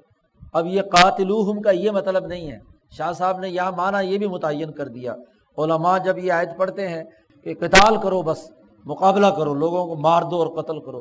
اب یہ جو قتال کا تعلق ہے یہ بین الاقوامی طاقت کے لیے کہا گیا ہے، اس آیت کا تعلق ہے جی اس بین الاقوامی نظام اور خلیفہ کے ساتھ ہے کہ جو دنیا میں فتنہ اور فساد ختم کرنے کے لیے اقدامی جنگ کرتا ہے، جس کے پاس بین الاقوامی طاقت نہیں ہے وہاں ناکارہ ہو چکا ہے، بلکہ جس کے پاس قومی طاقت بھی نہیں ہے وہ انفرادی بنیادوں پر لوگوں کو قتل کرنے لگ جائے اپنی تعریف کی بنیاد پر، تو وہ اس آیت کے دائرے میں قطعی طور پر داخل نہیں ہے۔ تو جب آیات کا سیاق و سباق اور ان کا سیاسی جو پس منظر ہے وہ معلوم نہ ہو تو پھر اسی طرح کی ہے جیسے یہاں جہاد کے نام پر آیات پڑھ پڑھ کر لوگوں کو بے وقوف بنایا گیا، تو شاہ ولی اللہ صاحب متعین کر رہے ہیں کہ یہ اقدامات جو جنگ کے ہیں یہ اس بین الاقوامی فورس کی ذمہ داری ہے کہ وہ ریاستوں میں جو فتنہ فساد پیدا ہو رہا ہے، جو ممالک اور حکومتوں کے درمیان ظالم حکمران وجود میں آئے ہیں، تو وہاں اس کی فوج حرکت میں آئے اور ایسے درندہ صفت لوگوں کو راستے سے ہٹائے۔ پہلی بنیادی چیز کہ اس کے لیے فوجی بین الاقوامی طاقت اور قوت ہو، اور وہ دفاعی اور اقدامی دونوں نقطۂ نظر سے نتائج پیدا کرے۔ اب ایسی بین الاقوامی عسکری طاقت اور قوت اس وقت تک پیدا نہیں ہو سکتی جب تک کہ آپ کے پاس بین الاقوامی مالیاتی فنڈ، آزاد ایسے بین الاقوامی مالیاتی فنڈ موجود ہو جس کی بنیاد پر آپ طاقت بنائیں گے۔ اور اگر اقوام متحدہ بیچارے اپنے مالیاتی خرچے کرنے کے لیے ریاستوں سے بھیک مانگے گی، جی امریکہ صاحب اس کے پیسے نہیں دے رہا پچھلے کتنے سالوں سے، تو وہ بیچاری کیا بین الاقوامی فوج بنائے گی اور کیسے نتائج پیدا کرے گی؟ شاہ صاحب کہتے ہیں اس کے لیے مالی طاقت اور قوت کا ہونا بھی ضروری ہے۔ وہ مالی بین الاقوامی طاقت اور قوت ایسی ہو کہ وہ پورے اقتصادی دنیا بھر کی ریاستوں کے اقتصادی اور مالیاتی ڈھانچے کو کنٹرول کرے، کہ وہاں اگر کوئی مالیاتی بدماش بیٹھے ہوئے ہیں، چور ڈاکو لٹیرے، اور وہاں تباہی اور بربادی مچا رہے ہیں، تو ان کے خلاف اقدامات کرنے کی اس کے اندر اہلیت اور صلاحیت ہو کہ اقوام متحدہ عدل و انصاف کی بنیاد پر اس مالیاتی نظم و نسق کو، ڈسپلن کو صحیح طور پر قائم کرے۔ ولا یتصور للخلیفۃ مقاتلۃ الملوک الجبابرہ، جابر اور ظالم حکمرانوں کے خلاف لڑائی کرنا، مقابلہ کرنا خلیفہ کے لیے، بین الاقوامی نظام کے لیے قطعی طور پر اس کا تصور نہیں کیا جا سکتا، اور نہ ہی ایسی ظالم ریاستوں کے حکمران طبقوں کی شان و شوکت ختم کی جا سکتی الا باموال، مگر اس وقت جب مال ہو آپ کے پاس، وجمع رجال، اور اس مال کے بلبوتے پر انسانوں کو جمع کر کے فوجی بین الاقوامی طاقت اور قوت پیدا کی جا سکے، کیونکہ جو فوجی قوت ہے اس کے اخراجات تو ہیں، اس کی تنخواہیں ہیں، اس کے لیے وسائل ہیں، اس کے لیے تمام قوت ہیں، ان کی ضرورت ہے۔ ولا بد فی ذالک، اس کے لیے یہ بات لازمی اور ضروری ہے کہ من معرفت الاسباب المقتضیہ لکل واحد من القتال والہدنہ، سب سے پہلے یہ لازمی اور ضروری ہے کہ کسی ریاست یا کسی علاقے میں عدل اور لڑائی ہر ایک کے بنیادی اسباب اور تقاضے کیا ہیں۔ یہ نہیں کہ بین الاقوامی حکمران ذرا سے اشتعال میں آ کر فوراً کیا ہے اقدامات شروع کر دے۔ اس کو دیکھنا اور سمجھنا ہے کہ صلح اور جنگ، ان دونوں کی عملی صورتحال کیا ہے۔ کبھی کہیں کسی جگہ پر جنگ چھیڑنے کے نتیجے میں مزید انسانیت کا نقصان ہو رہا ہے تو وہاں جنگ بلا وجہ چھیڑ دینا یہ کوئی عقل مندی کی بات نہیں۔ کہیں پر نتائج صلح اور بات چیت اور گفتگو سے حاصل ہو سکتے ہیں، تو مقصد انسانیت کا بین الاقوامی نظام، بین الاقوامی صحت، کل انسانیت کے نقطۂ نظر سے ان کے امور کو کنٹرول کرنا ہے۔ اور اسی تناظر میں ضرب الخراج والجزیہ، ٹیکس اور ان تمام سے مالوں کے اکٹھا کرنے کا عمل ہوگا۔ ریاستوں کو پابند بنایا جائے گا کہ وہ اپنا طے شدہ جو مالیاتی ٹیکس ہے بین الاقوامی، وہ اقوام متحدہ کے فنڈ کے اندر جمع کرائیں گے، بین الاقوامی نظام میں داخل کرائیں گے۔ اور پھر یہ بھی لازمی اور ضروری ہے کہ اس مالیاتی طاقت کے ذریعے سے جو قوت پیدا ہو، تو سب سے پہلے یہ غور و فکر کیا جائے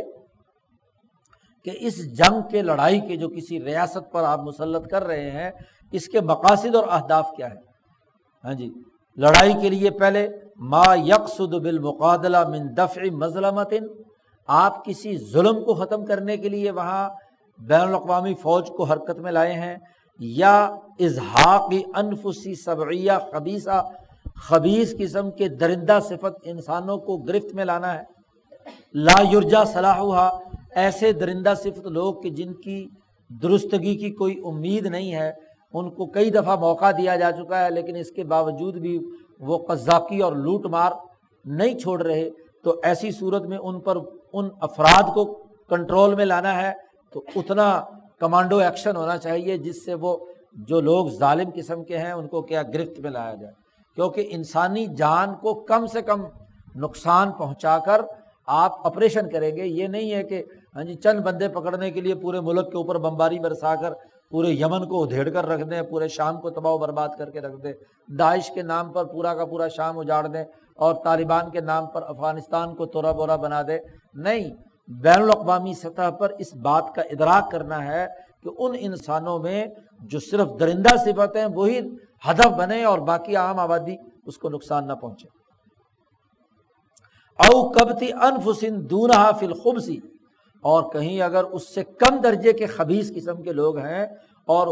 اس کے لیے فل جنگ کی ضرورت نہیں ہوتی، صرف ان کو کسی شان و شوکت ان کی توڑ دی جائے، ان کی مالیاتی کمر توڑ دی جائے، ان کی فنڈنگ روک دی جائے، ان کے ارد گرد جو افراد جا کر ان کے ساتھ مل رہے ہیں ان کو کسی طریقے سے توڑ دیا جائے، تو حکمت عملی اختیار کر کے یہ اقدام کیا جانا ضروری ہے. او کبتی قوم مفسدین فی الارض، یا فساد زمین میں مچانے والی کسی قوم اور نسل یا کسی اجتماعیت کا خاتمہ کرنا ہے، اور خاتمہ کرنے کے لیے طریقہ کار یہ اختیار کیا جائے کہ بقتل رؤوسہم، کہ ان کے سردار پکڑ کر جو لارڈ ہیں ان کو پکڑا جائے اور ان کو سزا دی جائے، ان کو گرفت میں لایا جائے، یا ان کو گرفتار کر کے جیل میں ڈال دیا جائے، یا ان کی جتنے بھی مال اور زمین ہیں ان کو قبضے میں بین الاقوامی نظام کے قبضے کے اندر ملکیت میں لے لیا جائے اور ان کو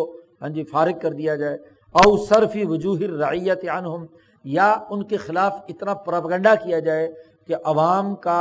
ان سے نفرت پیدا ہو کر عوام اس سے علیحدگی اختیار کر کے ان کی مدد کرنے والا کوئی نہ ہو، بے یار و مددگار ان کو چھوڑ دیا جائے. تو پیش آمدہ حالات کے مطابق جیسی صورتحال ہو اس کے مطابق ایک بین الاقوامی انسانی نظام کو صحت مند بنانا ہے، وہ اقدامات کیے جائیں. شاہ صاحب کہتے ہیں ولا ينبغي لخلیفۃ ان یقتحم لتحصیل مقصد فیما هو اشد منه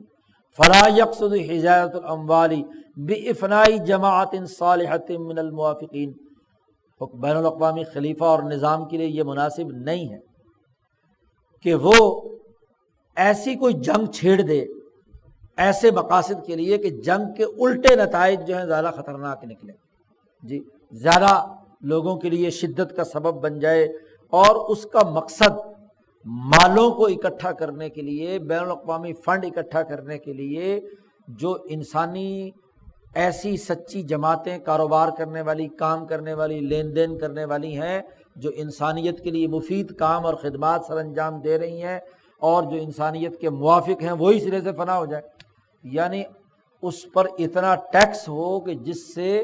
ٹیکس اکٹھا ہو، نہ کہ ان کا کاروبار اور ان کا مال تباہ و برباد ہو کر رہ جائے یا کوئی ریاست کنگال ہو کر رہ جائے. نہیں، اعتدال کی حالت میں جتنی ضرورت ہو اس کے مطابق کیا ہے مال اکٹھا کیا جانا چاہیے. شاہ صاحب کہتے ہیں اس کے لیے بین الاقوامی اس حکمران اور خلافت کے نظام کے قائم کرنے کے لیے ضروری ہے لا بد من استمالت قلوب القوم، انسانیت اور تمام اقوام کے دلوں میں نرمی پیدا کی جائے، اس بین الاقوامی نظام کی اہمیت واضح کی جائے، ان کو اس کی طرف مائل کیا جائے، اور وہ معرفت مبلغ نفع کل واحد، اور ہر آدمی کے فائدے اور نفع کی بات اس کی ذہنی استعداد کے مطابق اس کو باور کرائی جائے. فلا یعتمد علی احد اکثر مما هو فیہ، اس لیے جس آدمی میں جس درجے کی صلاحیت ہے اس کے مطابق اس سے کام لیا جائے. جن ممالک اور اقوام سے جس درجے کا کام لیا جا سکتا ہے اتنا ان پر اعتماد کرے. والتنویہ بشان الصلاۃ والدعاۃ، اس لیے مختلف نسلوں اور اقوام کا تجزیہ کر کے بین الاقوامی سطح پر نسلوں کے مزاج کے مطابق ان کے جو قبیلوں کے سردار یا ان کے جو رہنما ہیں، ہاں جی، ان کی عزت اور عظمت اور ان کا احترام برقرار رکھتے ہوئے یہ بین الاقوامی نظام قائم رہے. والتحریض علی القتال ترغیبا و ترہیبا، اور اگر کہیں بین الاقوامی فوج کے لیے آپ کو مختلف قوموں اور نسلوں سے افراد چاہیے ہیں اور ان کو ترغیب وغیرہ دینی ہے تو ترغیب و ترہیب دونوں کا استعمال کر کے وہاں سے آپ کو فوجی قوت لینی چاہیے. وَلْيَكُنْ أَوَّلُ نَظْرِهِ إِلَىٰ تَفْرِيقِ جَمْعِهِمْ وَتَقْلِيلِ حَدِّهِمْ، اس کا سب سے پہلا ہدف یہ ہونا چاہیے کہ ایسی ریاستوں اور ممالک کے درمیان جو انسانیت دشمنی کا کردار ادا کر رہی ہیں تو ان کی ایسی بدماش ریاستوں کو جمع ہونے پر نظر رکھی جائے، ان کا بلاک نہ بننے دیا جائے. کیونکہ وہ اگر اکٹھی ہو کر ظلم و ستم کا ماحول پیدا کر رہی ہیں تو ان کی اس اجتماعی طاقت کو توڑا جائے، ان کی جو دائرہ کار ہے اس کے اندر خلل اور افتراق پیدا کیا جائے، وہ اخافت قلوبہم، اور ان ظالموں کے دلوں میں ڈر پیدا کیا جائے، یہاں تک کہ ان کے سامنے یہ بات واضح ہو کہ وہ بین الاقوامی طاقت اور قوت کا مقابلہ کرنے کی صلاحیت اور استطاعت نہیں رکھتے۔ فَإِذَا ظَفَرَ بِذَلِكَ، اور جب وہ اس پر کامیاب ہو جائے اور اس کے سامنے یہ بات متحقق ہو جائے، ظَنَّهُ الَّذِي زَوَّرَهُ قَبْلَ الْحَرْبِ، جنگ سے پہلے جو اس نے نقشہ بنایا ہے کہ جو مطلوبہ نتائج لینے ہیں تو ان مطلوبہ نتائج کے حصول کی حکمت عملی اپنائے۔ جنگ سے پہلے ہر حربہ استعمال کرنا چاہیے کہ اس ریاست کو جو ظالم ریاست ہے یا اس کا حکمران طبقہ ہے وہ گھٹنے ٹیک دے۔ جنگ بالکل آخری آپشن ہو کہ جب وہ کسی بھی طریقے سے بین الاقوامی قوانین کی پابندی کرنے سے وہ باز نہیں آ رہی تو اس ریاست کو کیا پھر اگلا جنگ۔ فَإِنْ خَافَ مِنْهُمْ أَنْ يُفْسِدُوا تَارَةً أُخْرَى، اور اگر ان سے یہ خوف اور ڈر محسوس ہو کہ یہ دوبارہ فساد مچائیں گے تو ان کے اوپر بڑا کڑے قسم کے ٹیکسز لگا کر ان کی مالیاتی طاقت اور قوت کو توڑ دیا جائے، منہکن، جو ان کی اقتصادی کمر توڑ کر رکھتے، اور وہ جزیتاً متأصلتاً، ان سے ٹیکس اور ایسا ٹیکس وصول کیا جائے کہ جس سے اس کی وہ جو ظلم کی طاقت اور قوت ہے اس کی جڑ کر جائے، اور وہ ہدم سیاسیہم، ان کی فوجی قوت کے جو مورچے اور قلعے بنے ہوئے ہیں ان کو توڑ دیا جائے، اور وجعلہم بحیث لا یمکن لہم ان یفعلوا فعلہم ذالک، اس طرح کر دیا جائے کہ ان کے لیے قطعی طور پر ممکن نہ ہو کہ وہ بین الاقوامی فوج کو شکست دے سکیں۔ شاہ صاحب کہتے ہیں کہ جب حکمران کے لیے یہ ضروری ہے، خلیفہ کے لیے، بین الاقوامی نظام چلانے والے کے لیے، کہ اس کی بنیادی ذمہ داری نوع انسانیت کے اصل صحت مند مزاج کی حفاظت ہے، اس حفاظت کے لیے وہ بین الاقوامی خلیفہ یا نظام بنایا گیا ہے۔ حافظاً لصحت مزاج حاصل من اخلاط متشاکست جدا، یہ ایک اصطلاح استعمال کیا حکماء اور اطباء کی۔ انسانی جسم میں 4 خلطیں، سودا، صفرا، بلغم وغیرہ وغیرہ جن کو کہا جاتا ہے، تو انسانی جسم کی تو حکیم کا کام کیا ہوتا ہے، طبیب کا کام کہ انسانی جسم کے ان اخلاط جو ایک دوسرے سے متضاد ہیں، ان اخلاط کے درمیان ایسا توازن قائم کرے کہ انسانی جسم صحت مند رہے۔ تو شاہ صاحب یہ کہتے ہیں کہ بین الاقوامی جب ہم نظام کی بات کر رہے ہیں تو یہاں تو کوئی 1 2 4 خلطوں کا معاملہ نہیں ہے۔ افریقہ، ایشیا، یورپ اور دور دراز کے مثلا ہندوستان، ادھر بحر الکاہل تک تمام جتنی بھی دنیا ہے ان میں مختلف مزاجوں اور مختلف خلطوں اور مختلف استعداد والے لوگوں کو انسانی صحت کے اوسط معیار پر لانا ہے، یہ بڑا ہی مشکل کام ہے۔ تو اسے اس مزاج کو صحیح رکھنا ہے جو بہت زیادہ مختلف، متشاکسہ کہتے ہیں ایک دوسرے کی طرف کھینچنے والے، ایک دوسرے سے جدا بالکل۔ قرآن میں استعمال کیا متشاکسون، قرآن نے کہا کہ جو اللہ کے علاوہ جن شرکاء اور شریکوں کو، بتوں کو تم مانتے ہو، 100-150 تم نے جو بت بنا رکھے ہیں، ان کے درمیان متشاکسون، ایک دوسرے سے جو لڑ رہے ہیں۔ تو اگر ایک انسان 10 خداؤں کو مانے، کوئی ادھر سے پکڑ رہا، کوئی ادھر سے پکڑ رہا، کسی نے ٹانگ پکڑ لی، کسی نے ادھر پکڑ لیا، تو بندے کا تو بھرکس نکل جاتا ہے۔ جیسے اڈے پہ انسان چلا جائے تو ایک بس والا ادھر سے پکڑ کر لے جا رہا، دوسرا ادھر سے لے جا رہا، تیسرا ادھر سے لے جا رہا، بیچاری سواری پریشان ہوتی ہے۔ تو سارے متشاکسون ہوتے ہیں، اس کا عملی مظاہرہ وہاں نظر آتا ہے۔ تو شاہ صاحب نے کہا یہ دنیا بھر کے مختلف مزاجیں جو ایک دوسرے سے مختلف اور اپنی اپنی طرف کھینچنے والے ہیں، تو بین الاقوامی نظام کی ذمہ داری یہ کہ ان کو انسانیت کے نقطے پر اکٹھا کر کے انسانی مزاج کو صحت رکھنا، یہ اس کی ذمہ داری ہے۔ تو جب یہ ذمہ داری ہے تو بہت بڑی ذمہ داری ہے، اس لیے واجب ان یکون متیقظا، جو اقوام متحدہ کا صدر بنایا جائے یا سیکرٹری جنرل بنایا جائے وہ بڑا ہی چاق و چوبند ہونا چاہیے، متیقظ، اور وَيَبْعَثْ عُيُونًا فِي كُلِّ نَاحِيَةٍ،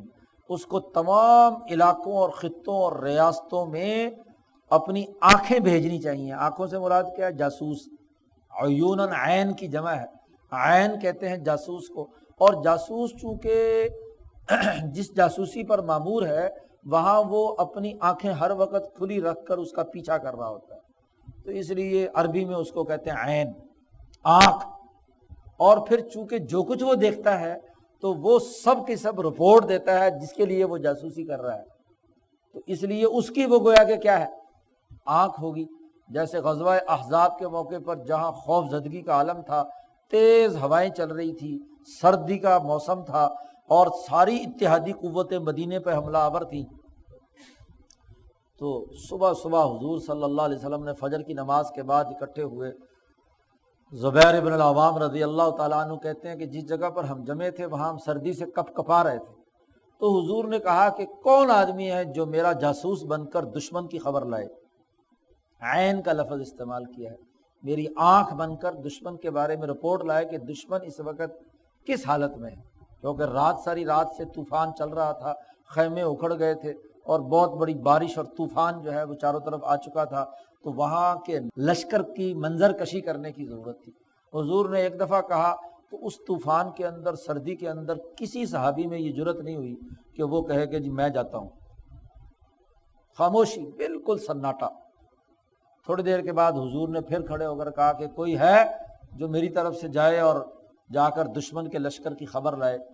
تو پھر بالکل خاموشی، کوئی نہیں بولا۔ جب 2 دفعہ ہو گیا تو تیسری دفعہ سردی اتنی تھی کہ کوئی جرت نہیں کر رہا تھا کہ نکل کر جائے اور جا کر کیا دشمن کی خبر لائے۔ تیسری دفعہ جب حضور صلی اللہ علیہ وسلم نے فرمایا تو حضرت زبیر بن العوام رضی اللہ تعالیٰ عنہ کھڑے ہوئے اور انہوں نے کہا میں جاتا ہوں۔ انہوں نے وہ لباس، ظاہر ہے کہ قریشی تھے اور لباس بھی قریشیوں والا اپنایا، اندھیرا طوفان کی وجہ سے تھا ہی، تو جا کر وہاں بیٹھے، ابو سفیان جس لشکر کے اندر جس مجمع میں بیٹھے وہاں خیمے اکھڑے ہوئے تھے، تو وہ آگ جلا کر بیٹھے ہوئے گپ شپ مار رہے تھے، تو وہ ایک دوسرے کے ہاتھ پہ ہاتھ مار کے بھی تو کون ہے تو کون ہے، تو وہاں بھی وہ آواز بدل کر ان کے اندر جا کر بیٹھ گئے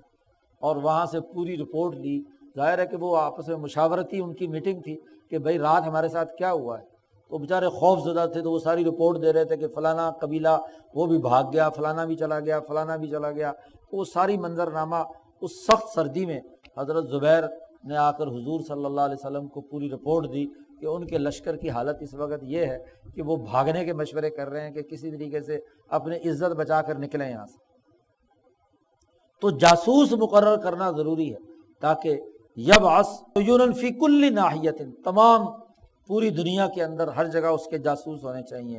اور تیسری چیز یہ ہے کہ اس بین الاقوامی حکمران کے لیے کہ یستعمل فراستاً نافذتاً، وہ ایسی فراست، چھٹی حص کا مالک ہو، فراست سمجھداری ہو،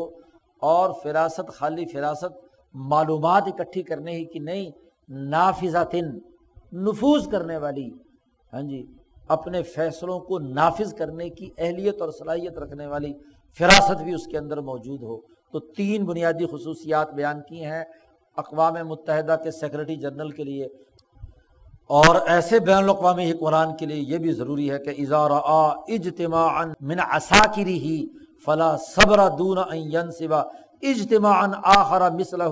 ممن تحیل العادۃ مواطئاتہم۔ ظاہر ہے بین الاقوامی فورس بنانی ہے تو بین الاقوامی فورس بھی آپ کو ریجن وائز ہی بنانی ہے، اور وہیں کی طاقتوں اور قوتوں اور علاقوں سے ہی آپ کو بین الاقوامی فوج کے لیے فوجی چاہیے۔ تو شاہ صاحب کہتے ہیں کہ اس بین الاقوامی حکمران کے لیے یہ بھی ضروری ہے کہ ایک ریجن میں جو اقوام متحدہ کی فوج یا بین الاقوامی فوج موجود ہو اور اس کا بہت بڑا اجتماع یا اس کا ایک بہت بڑی کمانڈ وہاں پر موجود ہو،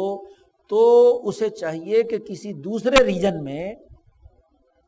اتنی ہی طاقت اور قوت اس علاقے کی بھی اپنے پاس رکھے۔ کیوں؟ ہو سکتا ہے کہ ایک ریجن کی جو طاقت اور قوت ہے کسی وقت وہ بغاوت کا اعلان کر دے، وہ کہے کہ جی میں اس ریجن کو دوسرے ریجن پر غالب بنانے کے لیے دوسرے ریجن پر حملہ آور ہونے والے یہاں کے سارے مل کر اکٹھے ہو جائیں اور بین الاقوامی نظام کو توڑ دیں، سارا لاطینی امریکہ یا امریکی بدماش مل کر یورپ کے اوپر یا ایشیا کے اوپر، افریقہ کے اوپر حملہ آور ہو جائیں۔ تو ہر اقلیم میں اور ہر ریجن میں بین الاقوامی فورس برابر طاقت کی موجود ہونی چاہیے تاکہ ایک دوسرے کا توڑ ہو، کیونکہ یہ تو بات واضح ہے کہ اپنی نسل یا اپنی قومیت کی طاقت کے بلبوتے پر جب طاقت اکٹھی ہو جاتی ہے تو وہ بسا اوقات خواہش تو ہو سکتی ہے کہ یہ سارے انسان دوست ہونے چاہیے، لیکن یہ خواہشات سے دنیا کا بین الاقوامی نظام نہیں چلتا۔ کسی بھی وقت ان کو اپنی ریجنل غیرت یا ریجنل قومیت کی بنیاد پر وہ یہ اکٹھے ہو جائیں کہ چلو جی فلانے ریجن پر جا کر حملہ کریں، اس کو بھی اپنے ساتھ شامل کر کے بین الاقوامی نظام میں اپنی طاقت پیدا کر لیں۔ تو شاہ صاحب نے کہا ایسا نہیں ہونا چاہیے، بلکہ کیا ہے، ہر ریجن میں اس بین الاقوامی خلیفہ کو اپنی طاقت اور اپنی کمانڈ جو ہے برقرار رکھنی چاہیے۔ ممن تحیل العالۃ مواطئاتهم معهم واذا راى من رجل التماس خلافه، اور اگر کسی جگہ پر کہیں کسی کے دماغ میں ریاستوں اور ملکوں یا بین الاقوامی نظام پر قبضہ کرنے کا خیال کلبلا رہا ہے تو فلا صبر دون ایفاء جزائه، تو بالکل پیچھے نہ ہٹے، فوری طور پر اس کو گرفت میں لائے، اس کی شان و شوکت کو توڑے، اس کی قوت کو کیا ہے کمزور بنائے، تاکہ یہ کہیں بین الاقوامی نظام پر قبضہ کر کے انسانیت کے لیے نقصان کا باعث نہ بن جائے۔ ولا بد ان يجعل قبول امره والاتفاق على مناصحته سنة مسلمة عندهم، اور یہ بھی لازمی ضروری ہے کہ جسے بین الاقوامی حکمران مان لیا، اقوام متحدہ کا جو سیکرٹری جنرل بن گیا، تو تمام لوگ اس کے حکم کی پابندی کریں، وہ جو آرڈر دے، وہ جو قرارداد منظور کرے، وہ جو فیصلہ جاری کرے، اس کو تمام ریاستوں کے لیے لازمی ہے کہ وہ اس کو تسلیم کریں۔ اور والاتفاق علی مناصحتہ سنتا مسلمۃ عندہم، اور ایک بین الاقوامی قانون تسلیم شدہ اس بات پر ہو کہ اس بین الاقوامی حکمران کی ہر بات ہمیں ماننی ہے، اس پر ہمیں اتفاق کرنا ہے، اس کی قراردادیں ردی کی ٹوکری میں نہیں پھینکنی۔ کشمیر پر قراردادیں منظور ہیں، اور ان قراردادوں میں کہا گیا ہے کہ کشمیر سے دونوں ہندوستان اور پاکستان اپنی فورسز، سیکورٹی فورسز باہر نکالیں تاکہ استصواب رائے کیا جا سکے، اور جس نے پہلے فوج داخل کی ہے وہ پہلے نکالے۔ اب فوج نکالنے کے لیے نہ ہندوستان تیار ہے نہ پاکستان تیار ہے، تو قراردادوں پر عمل درآمد کیسے ہوگا؟ ولا یکفی فی ذلک مجرد القبول، شاہ صاحب کہتے ہیں کہ محض زبانی قبولیت کا اعلان نہیں ہے۔ یہ ممالک اور ریاستیں محض زبانی قبولیت کہیں کہ جی ہم سیکرٹری جنرل کی بات مانیں گے، اس سے کام نہیں چلے گا، زبانی قبولیت کافی نہیں، بل لا بد من امارت ظاہرۃ للقبول، اس کے لیے ظاہری علامت بھی قبولیت کی ہونا ضروری ہے کہ اس کے فیصلے، اس کے اقدامات، اس کے عملی اقدامات اس بین الاقوامی فیصلوں کے ماتحت ہوں، تو پھر بہا یؤاخذ الرعیہ، جس سے تمام عوام کا اور اس ریاستوں کا مواخلہ کیا جا سکے، اور اس کے لیے کیا ہے کہ وہ تمام ریاستیں جو ہیں اس بین الاقوامی حکمران کی خیر خواہی کے لیے قد دعا الہ، مثال دی ہے وہاں پر کہ اس کے لیے دعا کریں، وتنویہ شانہ فی الاجتماعات العظیمہ، اس کے مرتبت کا اعلان کریں بڑے مجمع میں۔ یہ جو جمعوں کے خطبوں میں خلیفہ کا خطبہ پڑھا جاتا تھا، اس کا مقصد اور ہدف بھی یہی تھا۔ خلفائے راشدین کے زمانے میں خلفاء کا، خلافت بنو امیہ کے زمانے میں بنو امیہ کے خلفاء کا، بنو عباس، بنو عثمان، ہندوستان میں اب عثمانی خلیفہ کا خطبہ اس لیے پڑھا جاتا تھا کہ ظاہری قبولیت کا اعلان اور علامت ہونی چاہیے۔ خطبہ پڑھنا اجتماع میں اس کی سرکاری حیثیت کو تسلیم کرنا ہوتا تھا۔ یہ جن لوگوں نے زکوٰۃ دینے سے انکار کیا تھا ابو بکر صدیق کے زمانے میں، تو کلمہ بھی پڑھ رہے ہیں، نمازیں بھی پڑھ رہے ہیں، سب کچھ پڑھ رہے ہیں، لیکن انہوں نے ظاہری قبولیت کا اعلان نہیں کیا کہ ہم ٹیکس زکوٰۃ نہیں دیں گے، خطبہ نہیں پڑھیں گے۔ تو ابو بکر صدیق نے کہا کہ جو خطبہ نہیں پڑھتا، جو زکوٰۃ نہیں دیتا، لأقاتلن، میں ضرور ان سے لڑائی لڑوں گا، قتال کروں گا۔ ڈسپلن، بین الاقوامی ڈسپلن قائم کیا جانا ضروری ہے۔ اور وَأَن يُوَطِّنُوا أَنفُسَهُمْ عَلَى زَيٍّ وَهَيْئَةٍ أَمَرَ بِهَا الْخَلِيفَةُ، اور وہ اپنا لباس، چال ڈھال جو بین الاقوامی معیارات کے مطابق انسانوں کے لیے ان کے صحت اور مزاج کو برقرار رکھنے کے لیے مقرر کر دیے گئے ہیں، اس کے مطابق وہ کیا ہے، ان اپنے وضاقتہ اور اپنے لباس اور اپنی تمام چیزوں کو اپنائیں گے اور اس حیت کو اپنائیں گے جس کا بین الاقوامی نظام نے انہیں حکم دیا ہے۔ کل اصطلاح علی الدراریر المنقوشہ، اور اس کی ایک بڑی ظاہری مثال یہ ہوتی تھی کہ جو بین الاقوامی کرنسی یا دینار جاری ہوتے تھے اس پر خلیفہ کی مہر لگتی تھی، تو خلیفہ کی مہر یا اس کے بین الاقوامی حکمران کے نہر باسم الخلیفۃ فی زماننا، شاہ صاحب نے کہا جیسے ہمارے زمانے میں اس حکمران کو ماننے کا طریقہ کیا ہے کہ اس کے نام کی مہر سے کیا ہے وہ سکہ جاری ہوتا تھا۔ تو کوئی بھی ایسی علامت جس کے ذریعے سے یہ واضح ہو جائے کہ یہ بین الاقوامی قوانین اور ضابطوں کو اور اس بین الاقوامی حکومت کو قبول کرنے والا ہے۔ یہاں تک شاہ صاحب نے بین الاقوامی ارتفاق رابع کی تعریف بھی، اس کے مقاصد و اہداف بھی، اور اس کو جو اقدامات کرنے ہیں بین الاقوامی انسانی صحت کو برقرار رکھنے کے لیے اس کے امور واضح کر دیے۔ یہاں تک 4 ارتفاقات مکمل ہو گئے، اول، دوم، سوم اور چہارم۔ اب اگلے باب میں شاہ صاحب جو ہے وہ اصول اور ضابطے بیان کر رہے ہیں جس پر دنیا کے تمام انسان متفق۔ باب اتفاق الناس علی اصول الارتفاقات، 10واں باب ہے یہ اس مبحث کا کہ لوگوں کا اتفاق ہے ان 4 ارتفاقات کے بنیادی اصولوں پر۔ اس کی عملی شکل میں اختلاف ہو سکتا ہے، اپنے اپنے مزاج، اپنی اپنی استعداد، اپنے اپنے مذہب، اپنے اپنے فکر و فلسفے کی بنیاد پر، لیکن ارتفاقات کے ان اصولوں پر کل انسانیت کا اتفاق ہے۔ اعلم، شاہ صاحب کہتے جان لینا چاہیے، علمی ضابطہ اور قاعدہ یہ ہے کہ ان الارتفاقات لا تخلو عنہا مدینۃ من الاقالیم المعمورہ، مہذب اقالیم اور علاقوں میں کوئی ملک اور ریاست ایسی نہیں کہ جو ان ارتفاقات سے بالکل سرے سے خالی ہو۔ یہ ارتفاقات کے جو اصول ہم نے اول، دوم، سوم اور چہارم کے بیان کیے ہیں، یہ ارتفاقات تمام مہذب اور آباد، اور ظاہر ہے کہ شاہ صاحب کے زمانے میں جو معمورہ اور آباد علاقے تھے وہ بحر اوقیانوس سے شروع ہو کر مراکش سے شروع ہو کر بنگال تک، بحر الکاہل تک، یہ علاقے ہی اس زمانے میں تھے۔ امریکہ تو بیچارہ دریافت ہی نہیں ہوا تھا، نہ آسٹریلیا تھا۔ ولا امۃ من الامم اہل الامزجۃ المعتدلۃ والاخلاق الفاضلہ من لدن آدم علیہ السلام الی یوم القیامہ، اور نہ دنیا کی قوموں میں سے کوئی قوم ایسی قوم جن کے مزاج معتدل اور جن کے مزاجوں میں اخلاق فاضلہ پائے جاتے ہیں، عفت، شجاعت، حکمت وغیرہ وغیرہ، پیچھے ان کی 6-7 اقسام بیان کی گئی تھی، 7 اخلاق، اور یہ آدم علیہ السلام سے لے کر قیامت تک کا معاملہ ہے۔ جتنے ارتفاقات ہم نے بیان کیے ہیں چاروں کے چاروں، ان ارتفاقات پر آدم سے لے کر قیامت تک پوری انسانیت ان اصولوں پر متفق ہے۔ وَأُصُولُهَا مُسَلَّمَةٌ عِنْدَ الْكُلِّ، اور اس کے تمام بنیادی اصول تمام انسانیت کے ہاں تسلیم شدہ ہے۔ قرنن بعد قرنن، ہر صدی کے بعد دوسری صدی، ہر 1000 سال کے بعد دوسرے ہزارے میں، وطبقتن بعد طبقتن، ایک طبقے کے بعد دوسرے طبقے میں، لم یزالوا ینکرون علی من عصاہا اشد نکیر، ہمیشہ انسانی تاریخ گواہ ہے کہ جن لوگوں نے بھی ان ارتفاقات کو توڑا تو لوگوں نے ان پر شدید تنقید کی۔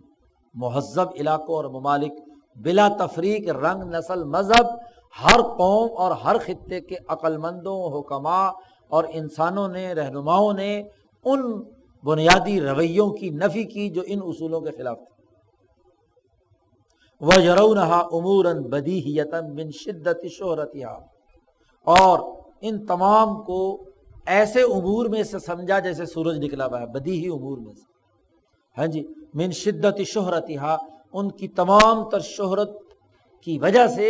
وہ بالکل اتنے ظاہر اور باہر ہیں کہ جن پر تمام انسانیت کا اتفاق۔ شاہ صاحب نے کہا، میں نے جب یہ بات کہی ہے کہ ان تمام اصول ارتفاق پر دنیا کی تمام قومیں اور تمام انسان متفق ہیں، تو شاید تمہارے ذہن میں یہ ضرور خیال آئے کہ لوگوں کی لباس تراش خراش الگ ہے، ان کی ارتفاقات کی صورتیں مختلف ہیں، ایک دوسرے سے یہ جھگڑتے رہے ہیں، ان کی جزیات میں بڑا اختلاف پایا جاتا ہے۔ تو شاہ صاحب کہتے ہیں یہ جو اختلافات کی شکلیں ہیں نا، یہ تمہیں ان بیری اس بات کو ماننے میں رکاوٹ نہیں ہونی چاہیے۔ لا یسدنک، تجھے ہرگز نہ روکیں، عما ذکرنا، ہم نے جو تمہارے سامنے یہ بات بیان کی ہے اس سے تمہیں نہ روکیں ان لوگوں کا وہ اختلاف جو ارتفاقات کی عملی صورتوں اور ان ارتفاقات کی ذیلی جزیات اور فروعات میں پایا جاتا ہے۔ تو یہ اختلاف تو ہوا کرتا ہے، اس اختلاف سے بنیادی اصول تبدیل نہیں ہوتا۔ شاہ صاحب نے چند ایک بنیادی اصول جو متفق علیہ ہیں اور ان کی عملی شکلیں مختلف ہیں ان کی نشاندہی کی ہے۔ شاہ صاحب کہتے ہیں فاتفقوا مثلاً پوری انسانیت کا اتفاق ہے کہ مردہ مر جائے تو کرۂ زمین پر رہ جائے تو بدبو پیدا ہوتی ہے، مردہ کچھ دنوں کے بعد اس میں سے کیا بدبو اٹھنا شروع ہوتی ہے۔ اس پر تمام کا اتفاق ہے کہ ایک مردہ جسم کو اس سے جسم سے بدبو زائل کرنا ضروری ہے، بدبو ختم کرنا، کیونکہ انسانی معاشرے کے اندر ایسی بدبو باقی انسانوں کی زندگی اجیرن بنا دیتی ہے۔ وَسَتْرِ سَوْآتِهِمْ، اور اس بات پر بھی اتفاق ہے کہ ان کا مردہ جو مر چکا ہے تو اس کا جسم ننگا باہر پڑا رہے اور لوگ جانور نوچیں تو دنیا کی کوئی قوم اسے برداشت نہیں کرتی۔ تو مردوں کی بدبو کو دور کرنا یہ مسلمہ اصول ہے، اس پر تمام متفق ہیں۔ ثم اختلفوا فی الصور، اس کی عملی صورت اور شکل کیا ہو اس میں اختلاف پایا جاتا ہے۔ فاختار بعضهم الدفن فی الارض، بدبو دور کرنے کا ایک طریقہ یہ ہے کہ بعض لوگوں نے اختیار کر لیا کہ انہیں زمین میں دبایا جائے، مٹی میں دبا دیا جائے۔ بعض نے کہا بدبو دور کرنے کا طریقہ کیا ہے، الحرق بالنار، جلا دیا جائے، اس بدبو والے مردے کو آگ رکھو، ہاں جی، اس کی وہ لکڑیاں جلاؤ، الاؤ جلاؤ اور اس کے اندر ستی کر دو، اسے جلا دو، اسے راکھ بنا دو۔ اب مثال کس کی دی ہے؟ یہودیوں کے ہاں بھی یہ نہیں ہے، عیسائیوں کے ہاں بھی نہیں ہے، کس کے ہاں ہے؟ ہندوؤں کے ہاں۔ شاہ صاحب ہندوؤں کے اس ظاہری اختلاف کو بنیادی اصول سے متصادم قرار، عملاً اصول تو یہی ہے، عملی شکل کیا ہے؟ مختلف ہو گئی۔ شاہ صاحب نے کہا مثلاً ایک اور مثال کہ میاں بیوی کا نکاح دنیا کے ہر مہذب معاشرے میں مرد اور عورت کا متعین ہونا کہ یہ عورت فلاں مرد کی ہے اور فلاں مرد کی شادی فلاں عورت سے ہوئی ہے، یہ متفقہ اصول، اور اس کے لیے تمام دنیا بھر کے تمام معاشروں اور قوانین اور ضابطوں میں یہ ضروری ہے کہ اس نکاح کا پروپیگنڈا کیا جائے، عام لوگوں کے درمیان شہرت دی جائے کہ فلانی لڑکی کا فلاں لڑکے سے نکاح ہو گیا۔ وَتَمْيِيزُهُ عَنِ الصَّفَاحِ عَلَى رُؤُوسِ الْأَشْهَادِ، تمام لوگوں کو پتہ چل جائے کہ یہ مرد اور عورت اگر تعلق قائم کریں گے تو یہ زنا نہیں ہوگا بلکہ نکاح ہوگا، تو زنا سے الگ کر دیا جائے اس معاہدے کے نتیجے میں۔ اب اس کی صورتیں مختلف ہیں، بعض لوگوں نے کہا کہ جناب گواہ ہونے چاہیے، ہاں جی، ان گواہوں کی موجودگی میں ایجاب و قبول ہونا چاہیے، ولیمہ کیا جانا چاہیے جیسے مسلمانوں کے ہاں، اور بعض نے کہا کہ بھائی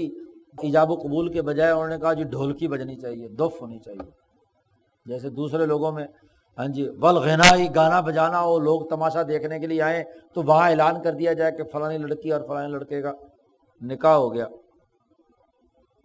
اور وَلُبْسِ ثِيَابٍ فَاخِرَةٍ، اور بڑے عمدہ قسم کے لباس پہن کر وہاں پر جمع ہوں جو بڑی بڑی ہاں جی دعوتوں میں ہی پہنے جاتے ہیں، یا 7 پھیرے چکر کاٹ دیے جائے ہاں جی نکاح میں جیسے ہندوؤں کے ہاں۔ طریقے مختلف ہیں، اور نہیں تو سول میرج عدالت میں جا کر تو کریں گے ہی نا، اس کا طریقہ کار انہوں نے متعین کر لیا کہ جی یہ لڑکا لڑکی جو ہے قاضی صاحب نے کہہ دیا، جج نے کہہ دیا، چلو جی ان کا نکاح ہو گیا۔ عملی شکل مختلف ہے لیکن اصول نکاح میں متفق ہے۔ ایسی ایک اور مثال بھی دی ہے، واتفقوا، اس بات پر متفق ہیں کہ جتنے چوری کرنے والے ہیں اور جتنے زنا کرنے والے ہیں ان کو ڈانٹ ڈپٹ، ان کی سزا ہونی چاہیے۔ کسی نے کچھ سزا رکھی، کسی نے اختلافو، پھر اختلاف، بعض نے کہا کہ جی ایسی سزا ہو کہ زنا ثابت ہو جائے تو اس کو رجم کرو،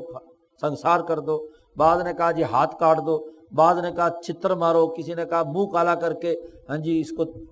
چکر لگواؤ گدھے پہ بٹھا کے، ضرب العلیم، کسی نے کہا اس کو گرفتار کر کے جیل میں رکھو طبیعت صاف ہو جائے، کسی نے اس پر ایسے ٹیکس لگا دیے کہ اس کی کمر توڑ کر رکھ دی جائے، جس کی وجہ سے وہ عیاشی میں مبتلا ہو رہا ہے، پیسے نہیں ہوں گے، شراب نہیں پیے گا، بدماشی پہ نہیں اترے گا، تو اپنا پیسے ہی نہیں ہوں گے تو کیا کر سکے گا، وغیرہ وغیرہ۔ عملی شکلیں مختلف ہو گئیں، لیکن دنیا بھر میں یہ جرم ہے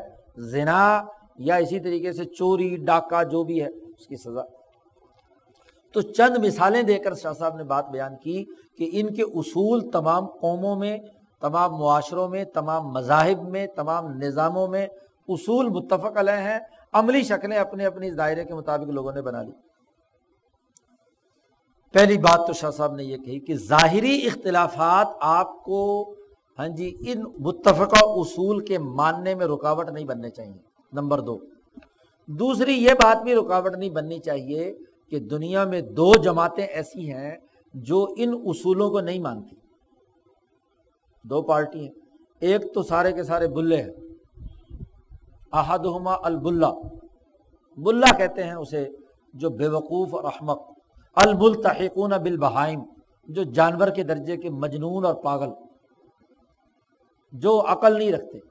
تو ظاہر ہے جو عقل نہیں رکھتے تو وہ ان اصولوں کے پابند ہوتے ہیں، وہ تو نہ کپڑے پہنتے ہیں نہ کچھ ہے، پاگلوں کی طرح بال ادھر ادھر پھیلائے ہوئے ہیں ادھر ادھر۔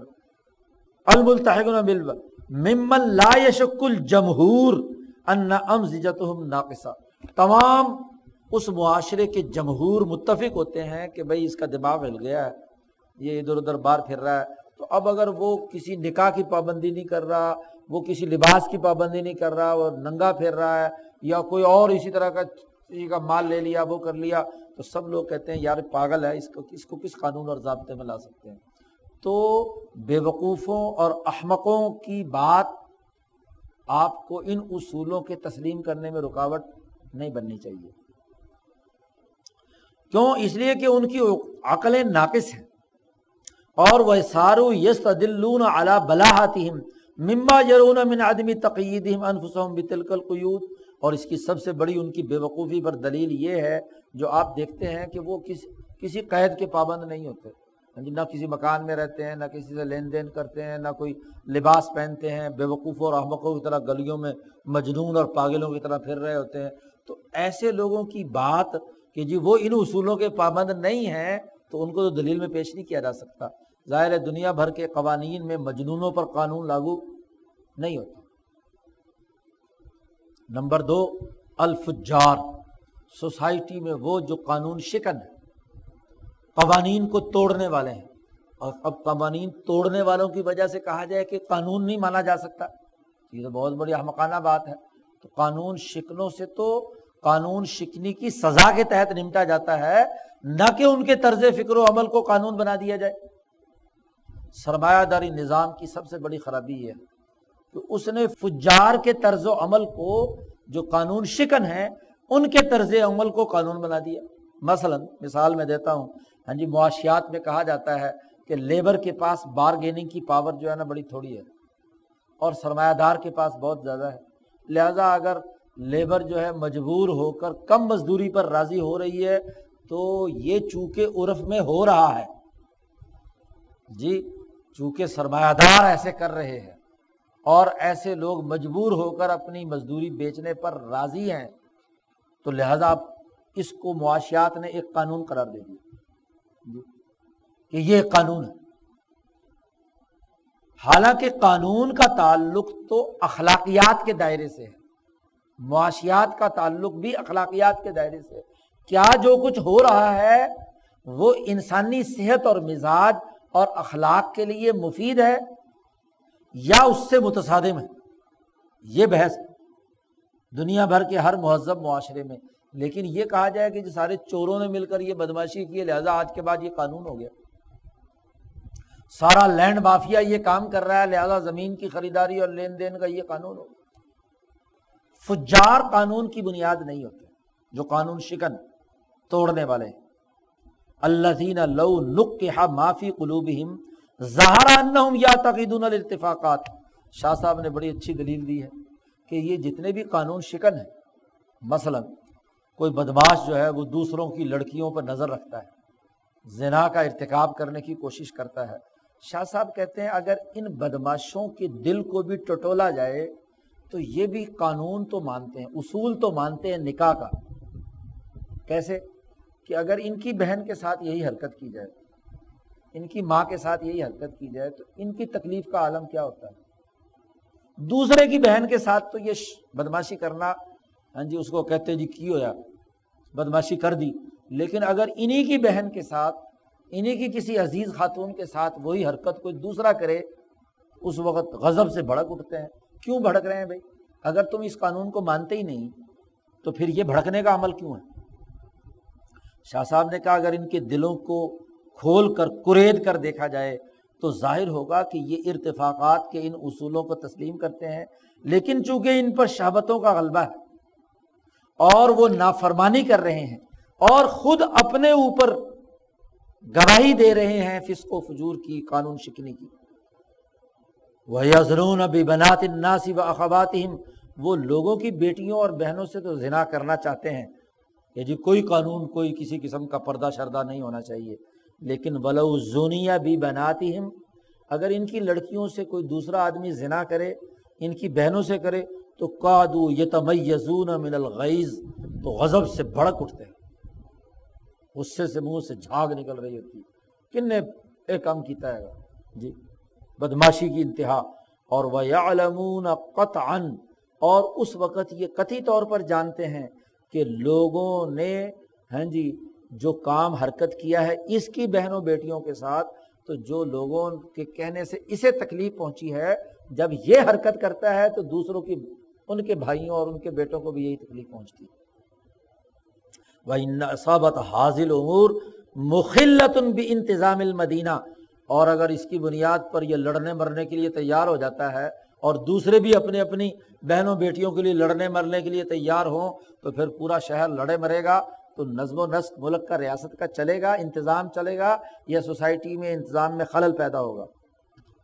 لیکن بات یہ ہے کہ دل سے تو مانتے ہیں، لیکن یعمیہم الہوا، ان کو اندھا کر دیا خواہشات نے، جس کی وجہ سے یہ اپنی زناکاری اور اپنی تباہی اور اپنی خرابی، قانون شکنی کے لیے جواز پیش کرتے ہیں کہ جناب یہ قوانین اور ضابطے پابندی کرنے کی ضرورت نہیں۔ ایسے ہی چوروں کا معاملہ ہے، چور جب کسی دوسرے کی چوری کرے تو بڑے دلائل دیتا ہے کہ جی میں نے چوری کر لی، لیکن اگر اس کی کوئی چوری کرے تو پھر دیکھو اس کے ساتھ کیا ہوتا ہے، اس کی اپنی حالت کیا ہوتی ہے۔ ایسے ہی کوئی اس کا مال لوٹ کر لے جائے تو پھر دیکھو اس کے ساتھ کیا تکلیف ہوتی ہے۔ تو شاہ صاحب نے کہا کہ تجربہ کر کے دیکھ لو، یہ بھی دل سے ان قوانین کو تسلیم کرتے ہیں، چوری کرنے کو، ڈاکہ ڈالنے کو، غصب کرنے کو برا سمجھتے ہیں، لیکن اپنی خواہشات کو پورا کرنے کے لیے میدان میں ہوتے ہیں۔ تو شاہ صاحب کہتے ہیں کہ ان دو آدمیوں کا ارتفاقات کے بنیادی قانون کو نہ ماننا، یہ اس بنیادی قانون اور ضابطے کے راستے کی رکاوٹ نہیں بن سکتا۔ شاہ صاحب کہتے ہیں وَلَا يَنبَغِي أَن يَظُنَّ أَنَّهُمْ اتَّفَقُوا عَلَى ذَلِكَ مِنْ غَيْرِ شَيْءٍ بِمَنزِلَةِ الاتفاق عَلَى يَتَغَذَّى بِطَعَامٍ وَاحِدٍ أَهْلُ الْمَشَارِقِ وَالْمَغَارِبِ كُلِّهِمْ، یہ بات قطعی طور پر مناسب نہیں ہے کہ یہ گمان کر لیا جائے کہ یہ جو اتفاق ساری دنیا کا ان اصولوں پر ہوا ہے ارتفاقات کے، یہ کسی سبب کے بغیر نہیں ہے، ویسے ہی ہو گیا، بس اتفاقی طور پر ہی اتفاق ہو گیا، ایسا نہیں ہے۔ شاہ صاحب نے کہا یہ جو اصولوں پر اتفاق ہے، یہ اس حقیقت کی نشاندہی کرتا ہے کہ تمام انسانوں کی جو انسانی فطرت ہے یہ وحدت انسانیت کی بنیاد پر ایک ہے۔ انسان اپنی فطرت کے اعتبار سے ایک ہے، تو تبھی تو ان تمام اصولوں پر یہ تمام انسان کیا ہے، وحدت رکھے ہوئے، متفق۔ تو یہ اتفاق ایسا اتفاق نہیں جو اتفاقاً اتفاق ہو جاتا ہے کہ اتفاق سے اتفاق ہو گیا، ایسا اتفاق نہیں ہے۔ بمنزلۃ الاتفاق، ایسا اتفاق کہ جیسے سارے کھانے والے لوگ جو ہیں کسی غذا کے اوپر مشرق و مغرب والے متفق ہو جائیں اتفاقی طور پر۔ شاہ صاحب کہتے ہیں اس سے زیادہ بے وقوفی کی بات کیا ہوگی کہ کل انسانیت کا ان اصولوں پر اتفاق کو محض اتفاق کہا جائے۔ بل الفطرۃ السلیمہ بلکہ فطرت سلیمہ حاکمتن اس بات پر حکم لگاتی ہے کہ بِأَنَّ النَّاسَ لَمْ يَتَّفِقُوا عَلَيْهَا مَعَ اخْتِلَافِ أَمْزِجَتِهِمْ، یہ سارے کے سارے لوگ مزاجوں کے اختلاف کے باوجود اس پر متفق نہیں ہے، اور باوجود اپنے شہروں اور علاقوں کے اختلاف کے، مذاہب اور ادیان اور اپنے فلسفہ فکر کے اختلاف کے، الا لمناسبۃ فطریۃ منشعبۃ من الصورۃ النوعیہ، یہ اتفاق نہیں ہے سوائے اس بات کے کہ ان کے درمیان ایک ایسی مناسبت فطری پائی جاتی ہے، فطرت انسانیت کی، جو ان کے نوع انسانیت کے تقاضے سے پھوٹ رہی ہے۔ تو وحدت انسانیت کی جو صورت نوعیہ ہے، اس نے تقاضا کیا ہے کہ یہ ان تمام اصولوں پر متفق ہو۔ جیسے ان تمام کے جسم میں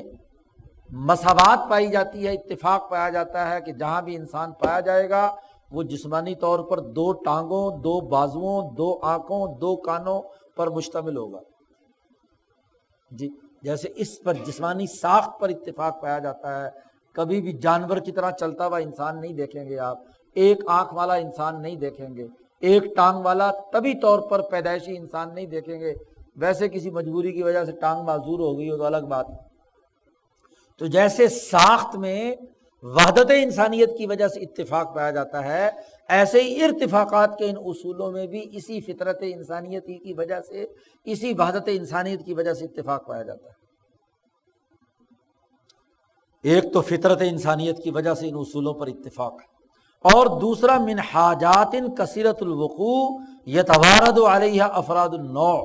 اور دوسرا یہ کہ ان تمام انسانوں میں انسانی بنیادوں پر جو حاجتیں اور ضرورتیں ہیں وہ کثرت سے تمام افراد انسانیت میں پائی جاتی ہیں۔ ہر ایک کو بھوک لگتی ہے، ہر ایک کو پیاس لگتی ہے، ہر ایک کے لیے جو ہے باقی ضرورتیں اور تقاضے پائے جاتے ہیں، بہت کثرت سے وہ حاجات اور ضروریات پائی جاتی ہیں جس پر تمام افراد متفق ہے، کھانے پینے وغیرہ وغیرہ۔ تو اس لیے ان کے اصول بھی کیا ہوں گے؟ متفق ہوں گے۔ ایسے ہی ومن اخلاق توجبها الصحۃ النوعیہ فی امزجۃ الافراد، اور تیسری چیز وہ بنیادی اخلاق جو انسانی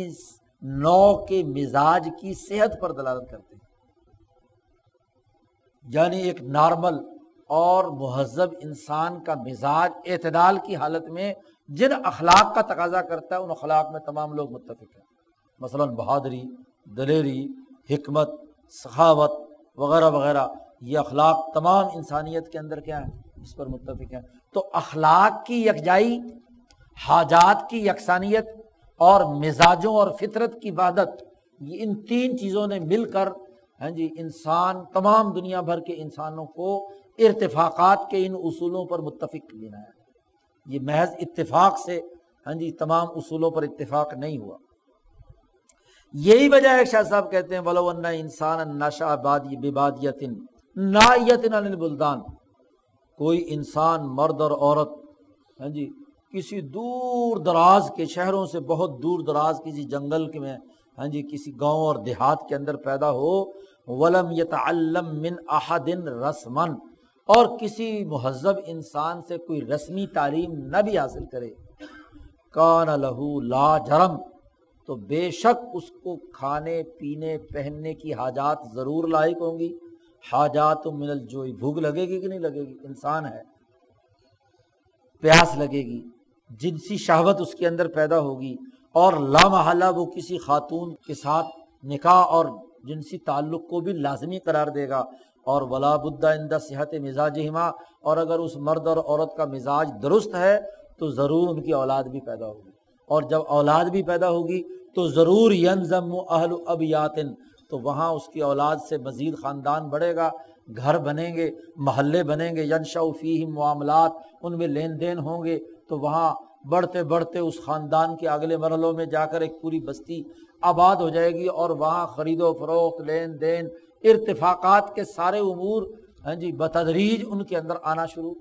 ہو جائیں گے، چاہے وہ مہذب کسی معاشرے میں نہ بھی رہے ہوں۔ تو فینتظم الارتفاق الاول عن آخری ہی، تو ارتفاق اول اس دیہات اور گاؤں کے اندر اول سے آخر تک جو 11 امور شروع میں بیان کیے ہیں وہ از خود بتدریج اس گاؤں کے اندر منظم ہو جائیں گے۔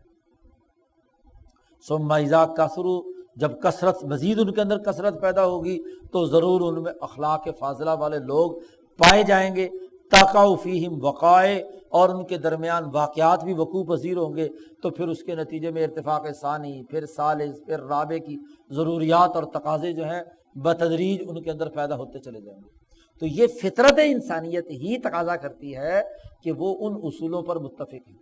حالانکہ وہاں کسی انسان نے ان کو یہ تعلیم نہیں دی کہ تم یہ اتفاقات اختیار کرو اور اس طرح ان اصولوں پر متفق ہو جاؤ، تو بغیر کسی رسمی تعلیم کے فطری اور طبی طور پر بھی وہ کیا ہے از خود ان اصولوں کے پابند ہوں گے۔